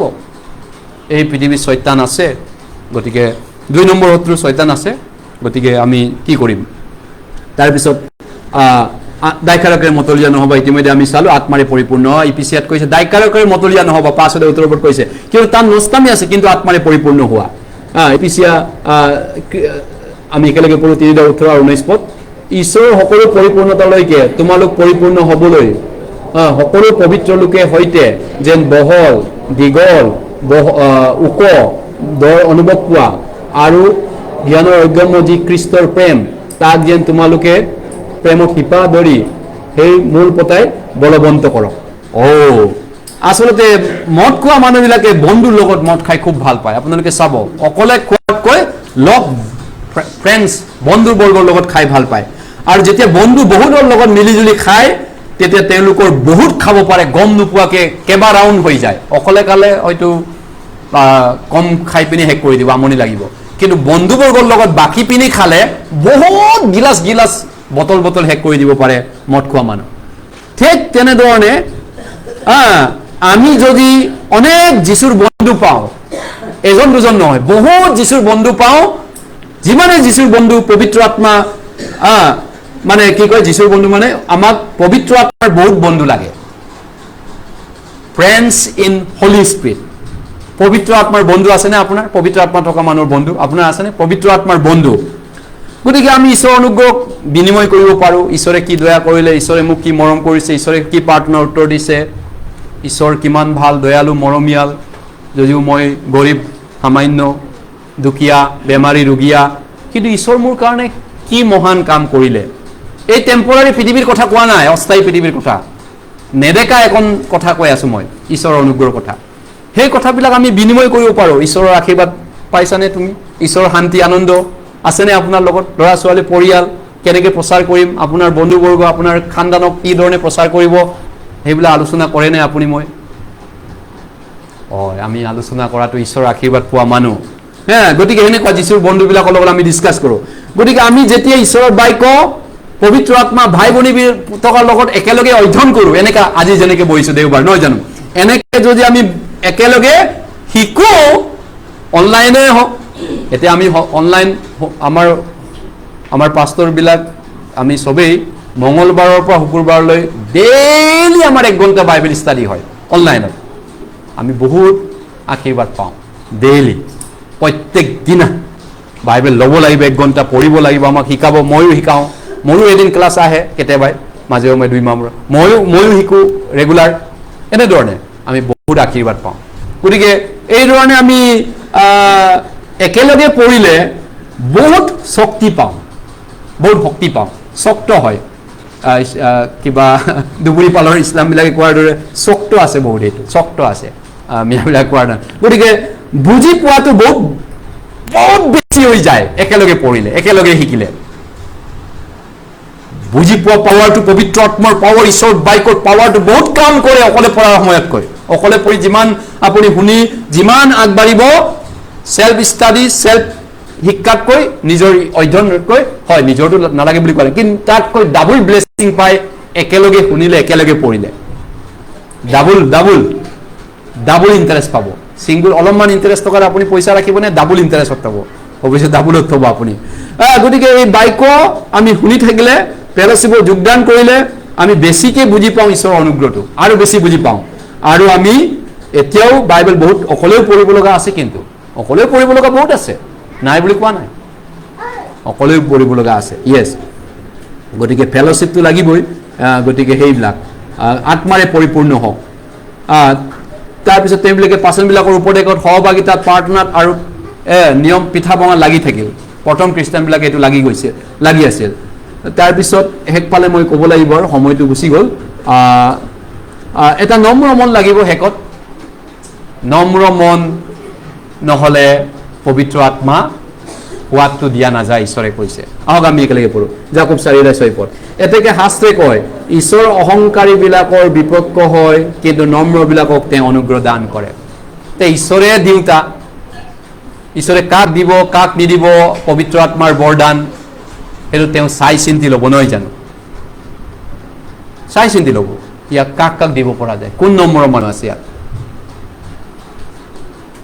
গতিকে গমন্দি অহংকাৰী গোপাল গৰ্বী তেওঁলোকক একো দিয়া নাযায় ঈশ্বৰে কৈছে আত্মাৰ বিষয়ে আত্মিক বস্তু একো দিয়া নাযায় আত্মিক বৰদান তেওঁলোকক দিয়া নাযায় যদি আপুনি ঈশ্বৰৰ পৰা অনুগ্ৰহ পাব বিচাৰে তেতিয়াহ'লে আপুনি এটা হাম্বুল নম্ৰ মন লাগিব নিজক সৰু কৰিব পৰা মন নিজক তল কৰিব পৰা মন ঈশ্বৰৰ আগত যিয়ে ঈশ্বৰবিলাকক কি কৈছিলে তোমালোকে যদি ঘূৰি শিশুবিলাকৰ দৰে বাচ্চাৰ দৰে মন নোহোৱা তোমালোকে এজনো স্বৰ্গত সোমাব নোৱাৰা স্বৰ্গত কোন শ্ৰেষ্ঠ হ'ব আন এজনে সুধিছিলে যোনে ঘূৰি পিনি বাচ্চাৰ লেখীয়া মন হ'ব মোৰ আগত বেবী তেওঁ স্বৰ্গত কিং ৰজা চবচে ডাঙৰ তেওঁ আৰু যোনে ইয়াত পৃথিৱীত কিং হ'ব ৰজা হ'ব তেওঁ স্বৰ্গত ঝাৰু মাৰা হ'ব হোটেলত ঝাৰু মাৰা হোটেলত ভাত পানী বিতৰোৱা বাচন ধোৱা হ'ব তেওঁ স্বৰ্গত সঁচা কথা যীশুৱে কৈছে আৰু যোনে পৃথিৱীত ঝাৰু মাৰিব সৰু হ'ব নিজকে একেবাৰে তল কৰিব ঈশ্বৰৰ ৰাইজত মণ্ডলীত তেওঁ স্বৰ্গত ৰজা হ'ব কিং যীশুৱে লিখা আছে বহুত বাৰে বাৰে কৈছে তেতিয়াহ'লে আমাৰ এটিটিউডটো কেনেকুৱা হ'ব লাগে নম্ৰ মানুহ আমাৰ স্বভাৱ চৰিত্ৰটো কেনেকুৱা হ'ব লাগে নম্ৰ কোমল ঠাণ্ডা মনে মনে থকা ঈশ্বৰৰ আগত ঈশ্বৰে কৈছে এই মুচি মোৰ আগত মনে মনে থাকিবা তুমি মনে মনে থাকা ঈশ্বৰৰ আগত মনে মনে থাকা মানুহ গতিকে নম্ৰ মানুহ কেনেকুৱা মনে মনে যোনে থাকে সি আনক বিচাৰ কুচাৰ কৰি ফুৰিবলৈ নাহে পেলচিবত সি আনৰ দুখ গুণ নাচায় সি নম্ৰ না নিজৰে দেশ দূৰ আছে মোৰ দেশ দুখ গুণ আছে মই ঈশ্বৰৰ বাইকৰ পৰা বহুত দূৰত পবিত্ৰ আত্মাৰ পৰা সি আনৰ দুখ গুণ কুচৰি নোপোৱাই নম্ৰ মানুহৰ প্ৰথম চৰিত্ৰটো জাজিং আদাৰ আনক বিচাৰ নকৰে পৰবিচাৰ নকৰে আনক বিচাৰ নকৰে কিন্তু আনৰ পৰা শিকিবলৈ তেওঁ বিচাৰে মই কি শিকিব পাৰোঁ বাইদেউ দাদা হয় নক'ব পাৰে মনে মনে নজৰ কৰি শিকিব বিচাৰে বিচাৰ যদি কৰে সেইটো নম্ৰ নহয় গতিকে তেওঁ ঈশ্বৰৰ বাইকক নম্ৰ মানুহে নেগলেক্ট নকৰে ঈশ্বৰৰ বাইকক অৱহেলা আওকাণ নকৰে ঈশ্বৰৰ বাইকক কৈছোঁ কিন্তু ঈশ্বৰৰ বাইকলৈ কাম দিয়ে তেওঁ নম্ৰ মানুহ কোন হয় নহয় আমি নিজক জুকি মাকি চাবৰ কাৰণে ক'লোঁ নম্ৰ হয়নে নহয় আনে যেতিয়া ঈশ্বৰৰ কথা কয় তেওঁ বহুত মন দুখেৰে শুনে নম্ৰ মানুহ সেইটো গতিকে যিসকলে পবিত্ৰ আত্মাৰে ভৰপূৰ হ'ব তেওঁলোকে নম্ৰ মানুহ হয় আন এটা চৰিত্ৰ এতিয়া আমি আন ভাষাত ক'বলৈ গ'লে যোনে যোনে ইয়াত পবিত্ৰ আত্মাৰে পৰিপূৰ্ণ মানুহ আছে তেওঁলোক বহুত নম্ৰ মানুহ হয় তেওঁলোক আৰু বেবীৰ দৰে নম্ৰ হয় তাৰ দ্বাৰা চিনাকি হয় গছক পলৰ দ্বাৰা চিনা যায় আৰু তেওঁলোকে বেছি পাৱাৰফুল হয় আত্মিক কামত নতুন নতুন বল পাব যীশুৱে কৈছে 40:31 পদত বৃদ্ধ কালতো নতুন নতুন বলৱান হ'ব আত্মাৰ পাৱাৰ ষ্ট্ৰংফুল হ'ব আৰু জ্ঞানত বুদ্ধিত আধ্যাত্মিক কামত ঈশ্বৰৰ কামত তেনেকুৱা আৰু তেওঁলোকে সুবাতৰিটো সাহসেৰে প্ৰচাৰ কৰিব চেষ্টা কৰিব বন্ধুবৰ্গ এজনক যেতিয়া চেমিনাৰ হ'ব কাক এইবাৰ চান্সটো ল'বলৈ তেওঁ শিকিব এইবাৰ মই শুনাব পাৰিম ইয়াক প্ৰাৰ্থনা কৰিব নহয় জানো চেষ্টা কৰিব সাহসেৰে প্ৰচাৰ কৰিব পিতৰ আৰু পৌলৰ দৰে এইখিনি ক'লো গতিকে যিয়ে নহওক গুজৰি থকা শত্ৰু সিংহৰ দৰে শয়তানে গুজৰি আছে আপোনাৰ আশে পাশে মোৰ আশে পাশে সদায় ঘূৰি আছে শয়তান আঁতৰি যা কিন্তু আকৌ কয় মই কিয় আঁতৰিম তুমি পৃথিৱীত থকালৈকে মই তোমাৰ আশে পাশে ঘূৰি থাকিম এদিনমান আঁতৰিম কালি আকৌ মই আহিম দেই হয় যীশুৱে কৈছে যীশুক পৰীক্ষা কৰিছিল যীশুৱে শয়তানক খেদিলে লিখা আছে বুলি কোৱাৰ পিছত দূৰ হৈ গ'ল জিন্দগী শয়তানৰ ফিৰি হ'ল নাই পিছত আকৌ পিতৰৰ যোগেদি শয়তান আহিছে পিতৰৰ মাজত শয়তান সোমাই পিনি যীশুৱে ক'লে পিতৰক ক'লে প্ৰভু আপোনাক দয়া কৰক ক্ৰুচত আপোনাক দিবলৈ ঈশ্বৰে নিদিয়ক আপোনাক ঈশ্বৰে দয়া কৰক যীশুৱে ক'লে পিতৰ শয়তান তুমি গুচি যা মোৰ ওচৰৰ পৰা শয়তান সেই সময়ত পিতৰক শয়তানে ব্যৱহাৰ কৰি আছিল সেই কেইটা দিনত গতিকে পিতৰক শয়তান বুলি কৈছে। যীশুৱে যদি কয় হেই শয়তান বুলি আপোনাক যদি কয় আপুনি বেয়া পাব না? এতিয়া পিতৰক হেই শয়তান বুলি কৈছিল। শয়তান, শয়তানৰ পোৱালি বুলি যিহুদীবিলাকক কৈছিলে। হে কাল সৰ্পৰ বংশ, পেটীয়াহৰ বংশ, নৰকৰ শাস্তিৰ পৰা, পানিছমেণ্টৰ পৰা কেনেকৈ বাচিবা তোমালোকে? মতি 23:33 তোমালোকে কৈছা আব্ৰাহামৰ বংশত পেটীয়াহৰ সন্তান, শয়তানৰ চৰিত্ৰ লৈ আছা তোমালোকে। বাপেক চাই পুতেক, তোমালোকৰ বাপেক শয়তান নাৰ বিচলীয়া, তাৰ বাপেক যেনেকৈ পুতেকো তাৰ স্বভাৱ তেনেকুৱা। খ্ৰীষ্টৰ পুতেকে খ্ৰীষ্টৰ লেখীয়া আচৰণ কৰিব, সাপৰ পোৱালি সাপৰ পুতেকৰ নিচিনা আচৰণ কৰে। আপুনি মই কাৰ সন্তান হয়? কেনেকৈ চলিছে সমাজখনৰ পৃথিৱীত? আপোনাৰ আচৰণ, আপোনাৰ ব্যৱহাৰে আপোনাৰ পৰিচয়। গছক ফলৰ দ্বাৰা চিনা যায়। গতিকে প্ৰিয়সকল, চৈতানৰ এই সকলো ফন্দিত যুঁজি আছোঁ আমি। নানা চৈতানৰ মায়া মোৰ পৰীক্ষাত ইপিচিয়াত কৈছে পাপ আত্মাৰ অগ্নিখৰ কেনেকৈ নুমাব? চৈতানক জিকিব পৰা অস্ত্ৰ এটাই আছে, তৰোৱাল, আত্মাৰ তৰোৱালটো। ইপিচিয়া 6:9 কৈছে আত্মাৰ তৰোৱাল ঈশ্বৰৰ বাক্য গ্ৰহণ কৰা। য়েছ, আমি চৈতানক ডিপেণ্ড কৰিব পৰা বহুত অস্ত্ৰ আছে, ডিফেণ্ডাৰ আৰু এটেকাৰ। গতিকে আপুনি প্ৰাৰ্থনা কৰি চৈতানৰ পৰা ঈশ্বৰ বচাওক, মোক পৰীক্ষালৈ নিদিবা, পাপ আত্মাৰ পৰীক্ষা কৰা, পৰীক্ষালৈ নিদিবা, তোমালোকে যেন পৰীক্ষাত নপৰা এই নিমিত্তে প্ৰাৰ্থনা কৰা। হয়, প্ৰাৰ্থনাৰে চৈতানৰ পৰা আমি নিজক বচাই ৰাখিব পাৰোঁ বিশ্বাসেৰে কিবা এটাৰে, কিন্তু চৈতানক খেদিবলৈ, মাৰিবলৈ, দাণ্ডা এটা দিবলৈ বাইকৰেহে মাৰিব পাৰে। তেওঁ বিষাই বাইকো মাৰি দিলে। তেওঁক যদি আপুনি ডাঙৰ এটা দাণ্ডা মাৰিব বিচাৰে, লাত মাৰিব বিচাৰে, এই বাইকো দলিয়াই দিয়ক, বিষাব তেওঁ বহুত। এইবুলি জিন্দগী আপোনাৰ পৰা আঁতৰি গ'ল নহয়, কিন্তু বাইকতো লাগি থাকিব। কিন্তু বাইককে ভয় কৰে তেওঁ, বেলেগক ভয় নকৰে তেওঁ। আপোনাৰ জ্ঞান বুদ্ধি, টকা পইচা, আপোনাৰ চাকৰি, তেওঁ কেৰেপ নকৰে। এইবিলাক একোডাল কেৰেপ নকৰে, কাকো কেৰেপ নকৰে। এইবিলাকত ঘৰ মাটি কাকো কেৰেপ নকৰে। কিন্তু ঈশ্বৰ বাইকক তেওঁ বহুত শ্ৰদ্ধা কৰে, শ্ৰদ্ধা নকৰে, ভয় কৰে আচলতে, কপে তেওঁ ঈশ্বৰৰ বাইকক। গতিকে সেইখিনিয়ে কথা আছিল। গতিকে পবিত্ৰ আত্মাৰ প্ৰতি ভোক পিয়া লাগিব। চা, শেষ বাইবেল পদ আমি একেলগে পঢ়ো।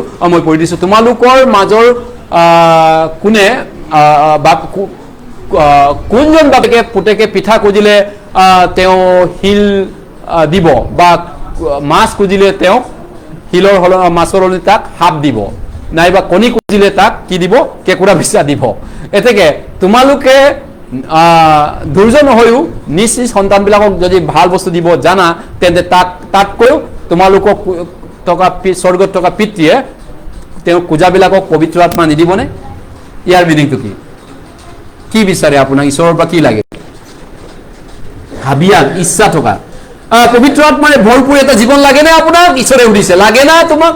এই অন্ধবিলাকক সুধিছিলে, বোপা তোমাৰ কি ইচ্ছা, মই তোমালৈ কি কৰাটো বিচাৰে? অন্ধই কৈছিল নেকি, যীশু মোক পইচা 1 লাখ টকা দিয়ক, মই খাব লাগে, মোৰ কাপোৰ কানি পিন্ধিব লাগে, ঘৰ এটা বনাব লাগে। আজিকালি দুখীয়াবিলাক CM-ৰ পৰা তেনেকৈ খোজে, মোক CM ছাৰ মোক ঘৰ লাগে এটা, দিছে ঘৰ এটা লিখি দে ইয়াক। নিউজত চাই থাকোঁ মই। কিন্তু যীশুৰ দিনৰ অন্ধবিলাক কিছুমানে কৈছিলে, মই প্ৰভু দেখা পাব বিচাৰিছোঁ, মোৰ খাবলৈ নাই, পিন্ধিবলৈ নাই, সেইটো মোৰ ইম্পৰ্টেণ্ট নহয়, মোক চকুটো দেখা পাব কৰক। তোমাক কি লাগে? যীশুৱে সোধে সদায়। ইয়াত আমাক বহি থকাবিলাকো সুধিছে, তোমালোকক কি লাগে? তোমাক কি লাগে? হেল্ল', তোমাক কি লাগে? গতিকে চমৰীয়া তিৰোতাই হাবাতুৰি হৈ বিয়া পাতি ব্যস্ত হৈ আছিল। 6-7জন পুৰুষ সন্তুষ্ট হোৱা নাই, পোৱা নাই। যীশুৱে ক'লে, এই পানী খোৱা প্ৰত্যেকজনে আকৌ পিয়া লাগিব, মই যি পানী দিম তেওঁ যোনে খাব কেতিয়াও পিয়া নালাগিব, অনন্ত জীৱনৰ ভুমুক, পানীৰ ভুমুক তেওঁৰ ভিতৰৰ পৰা ওলাই বৈ যাব। যোন হাতৰ এটা ছাত্ৰস্পৰ্শ কৈছে, যীশুৱে ক'লে পৰ্বৰ শেষৰ দিনা, তোমালোক কোনো মানুহ যদি পিয়া লাগিছে তেন্তে মোৰ ওচৰলৈ আহি পান কৰক। পিয়া লাগিছে যদি, পিয়া কি পিয়া লাগে আপোনাৰ? পিয়া, ভোক, বিৰাট ভোক লাগিছে মোৰ ঈশ্বৰৰ বাক্য শিকিবলৈ, বাইবেল পঢ়িবলৈ, প্ৰচাৰ কৰিবলৈ, মোৰ পৰিয়ালক স্বৰ্গত নিবলৈ, মোৰ বন্ধু বৰ্গক স্বৰ্গত নিবলৈ মোৰ বহুত ভোক লাগিছে। সঁচাকৈ তেনেকুৱা ভোক লগা মানুহ আছেনে ইয়াত?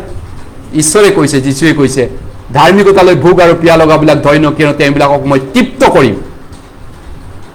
হয়, তৃপ্ত হ'ব। কিন্তু সেই যিসকলৰ ভোক পিয়া নাই, এতিয়া তৃপ্ত, সংসাৰত মছগুল, এই পৃথিৱীৰ ধন মায়া মোৰ ক্ষমতাৰ সকলোতে সন্তুষ্ট, তোমালোকে কান্দিবলৈ পাবা। হাই হাই হাঁহি থকাবিলাক তোমালোকে সন্তাপৰ পাত্ৰ, ফূৰ্তি কৰাবিলাক, আনন্দত থকাসকল, সন্তুষ্ট থকাসকল, তোমালোক সন্তাপৰ পাত্ৰ, হাৱৰ পাত্ৰ, কাৰণ তোমালোকে কান্দিবা মোৰ ৰাইজৰ এদিনাখন। যীশুৱে কোৱা কথা মিছা নহয় প্ৰিয়সকল, বাইবেল মিছা হ'ব নোৱাৰে। গতিকে আমি সুবাতৰি প্ৰচাৰ কৰিব লাগিব। যীশুৱে কৈছে যেতিয়া পবিত্ৰ আত্মা আহিব তোমালোকৰ ওপৰলৈ, কিন্তু যেতিয়া তোমালোকৰ ওপৰলৈ পবিত্ৰ আত্মা আহিব তেতিয়া তোমালোক শক্তি পাবা, আৰু জেৰুচালেম আদি কৰি গোটেই যিহুদীয়া আৰু চমৰীয়া দেশত আৰু পৃথিৱীৰ গোটেই সীমালৈকে তোমালোক মোৰ সাক্ষী হ'বা। যেতিয়া পবিত্ৰ আত্মা তোমালোকৰ ওপৰলৈ আহিব তেতিয়া তোমালোকে শক্তি পাবা, আৰু জেৰুচালেম আদি কৰি গোটেই যিহুদীয়া আৰু চমৰীয়া দেশত আৰু পৃথিৱীৰ সীমালৈকে মোৰ সাক্ষী হ'বা। পবিত্ৰ আত্মাৰ মূল কাম সেইটো, সুবাতৰি বিলোৱা, পাচনি কৰ্ম 1:8। গতিকে সুবাতৰি প্ৰচাৰ কৰিবৰ কাৰণে অহা দেওবাৰ আৰু সোমবাৰটো আমি বাছি লৈছোঁ। দেওবাৰে বন্ধ দিন, সোমবাৰটো দেৱালী বন্ধ, স্কুল কলেজ অফিচ কাছাৰী আমাৰ প্ৰায় বন্ধ থাকে। গতিকে আমি সুন্দৰ সুযোগ এটা লৈছোঁ, গল্ডেন চান্স। আহক এই চান্সটো ব্যৱহাৰ কৰোঁ। যীশুৰ আগমন বহুত ওচৰ, শেষকালৰ সকলো চিনবিলাক, ভাৱ ভৱিষ্যত বক্তাবিলাকৰ কথাবিলাক চব ফলিয়াই আছে। অনুগ্ৰহ কালৈ একেবাৰে কম হৈ গৈছে। গতিকে কিন্তু আপুনি মানুহ মাতোতে চাব এইটো কুকুৰ না গাহৰি। কুকুৰক পবিত্ৰ বস্তু নিদিবা যীশুৱে কৈছে, মতি 7:10। গাহৰিৰ আগত মুকুতা নেপেলাবা, সেইটোৱে মন কৰিব। যাক আপুনি প্ৰচাৰ কৰিছে, কুকুৰ বা গাহৰিক বুটলি আনি ৰাস্তাৰ পৰা ইয়াত সোমাই নিদিব, লাভ নাই, লাভ নাই, নানিব যীশুৱে কৈছে। যোনে ধাৰ্মিকতালৈ ভোক পিয়া লাগি আছে তেনেকুৱা মানুহৰ কাৰণে দুই এটা প্ৰাৰ্থনা কৰি আনক, এটা হ'লেও হ'ব, এটা আত্মা গোটেই জগততকৈ মূল্যৱান। ঈশ্বৰক সন্তুষ্ট কৰিব বিচাৰেনে, আনন্দ কৰিব বিচাৰেনে? লোক 15:7 কৈছে 99 জন ধাৰ্মিক মন পাল্টাবৰ প্ৰয়োজন নোহোৱা স্বৰ্গত, ধাৰ্মিক লোকৰ নিমিত্তে স্বৰ্গত যিমান আনন্দ, তাতকৈ এজন পাপীৰ মন পাল্টনত স্বৰ্গত অধিক আনন্দ হয়। প্ৰিয়সকল, আপোনালোকে মনত ৰাখিব এইটো প্ৰচাৰৰ ক্ষেত্ৰত। এজন চমৰীয়া তিৰোতাই কি কৈছিলে যীশুৰ দিনত? আজি মই খ্ৰীষ্টক লগ পালো, প্ৰভু যীশুক লগ পালো, মোৰ ঈশ্বৰ সৃষ্টিকৰ্তাক লগ পালো, মই বুজিলো কোন হয় তেওঁ, মোৰ উদ্ধাৰকৰ্তা, মোৰ মচিহ হয়। তাৰপিছত তেওঁ গোটেই গাঁৱৰ মানুহক কৈছিল, আহকচোন চাওকচোন মই কাক লগ পালো, এইজন ঈশ্বৰ হয় নে নহয়, আপোনালোকে নিজে শুনি চাওক। জাষ্ট এইখিনি কৈছিল, আহকচোন চাওক, আহি পিনি চাই চাওক। সেইটোৱে ক'ব আপোনালোকে। বহুত গোটেই কথা উল্টা পুল্টা বকি দিলে মানুহজন গণ্ডগোল হৈ যাব, তেওঁৰ অভাৰড'জেছ হৈ যাব, ইনজেকশ্যনবিলাক উল্টা পুল্টা মাৰি দিলে মানুহটো মাথাই কাম নকৰা হ'ব। গতিকে ইয়াত যি ক'ব লাগে ক'ব, আহক আৰু চাওক। আহক, প্ৰাৰ্থনা কৰিছোঁ। মৰমীয়াল আমাৰ দয়ালু স্বৰ্গত থকা পিতৃ, ধন্যবাদ দিছোঁ। আমি তোমাৰ আগত ঘিণ লগা পোকৰ দৰে পাপী আছিলোঁ প্ৰভু। আমি অধৰ্ম পান কৰিছিলোঁ পানীৰ দৰে প্ৰভু। কিন্তু আমাৰ দৰে পাপী মানুহক তুমি আশা দিছা এতিয়া স্বৰ্গৰ দৰে অমৰকলীয়া পবিত্ৰ এখন ৰাইজ, য'ত মৃত্যু নাই, য'ত বুঢ়া বুঢ়ী নাই নহয়, য'ত সময় নাই, সেইখন ৰাইজত য'ত দুখ কষ্ট নাই, অভিশাপ নাই, সেই ৰাইজলৈ তুমি আমাক প্ৰতিজ্ঞা কৰিছা। গতিকে আমাক সেই ৰাইজত যাব পৰাকৈ আমাক সকলোকে অনুগ্ৰহ কৰক, আশীৰ্বাদ কৰক, আমাক সুসময় দিয়ক, আৰু অধিককৈ শুনিব পৰা মন, আগ্ৰহ এই ছেমিনাৰ সময়খিনিত আমাৰ মন্দিৰ সকলোকে ঈশ্বৰৰ পৰা অনুগ্ৰহ পাব পৰাকৈ, যোগদান কৰিব পৰাকৈ তেওঁলোকক জ্ঞান বুদ্ধি দিব, শয়তানৰ পৰা বচাই নিব। এই প্ৰাৰ্থনা প্ৰভু যীশুৰ নামত কৰিছোঁ, আমেন। ঠিক আছে, থেংক ইউ, ধন্যবাদ।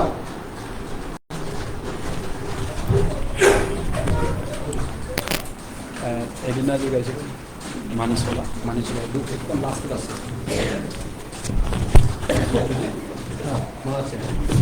মানি চলা লাষ্টত আছে। ধন্যবাদ দিছোঁ। আজি সুন্দৰ বাক্য আমাক পাষ্টাৰ ছাৰে দিলে, ধন্যবাদ দিছোঁ।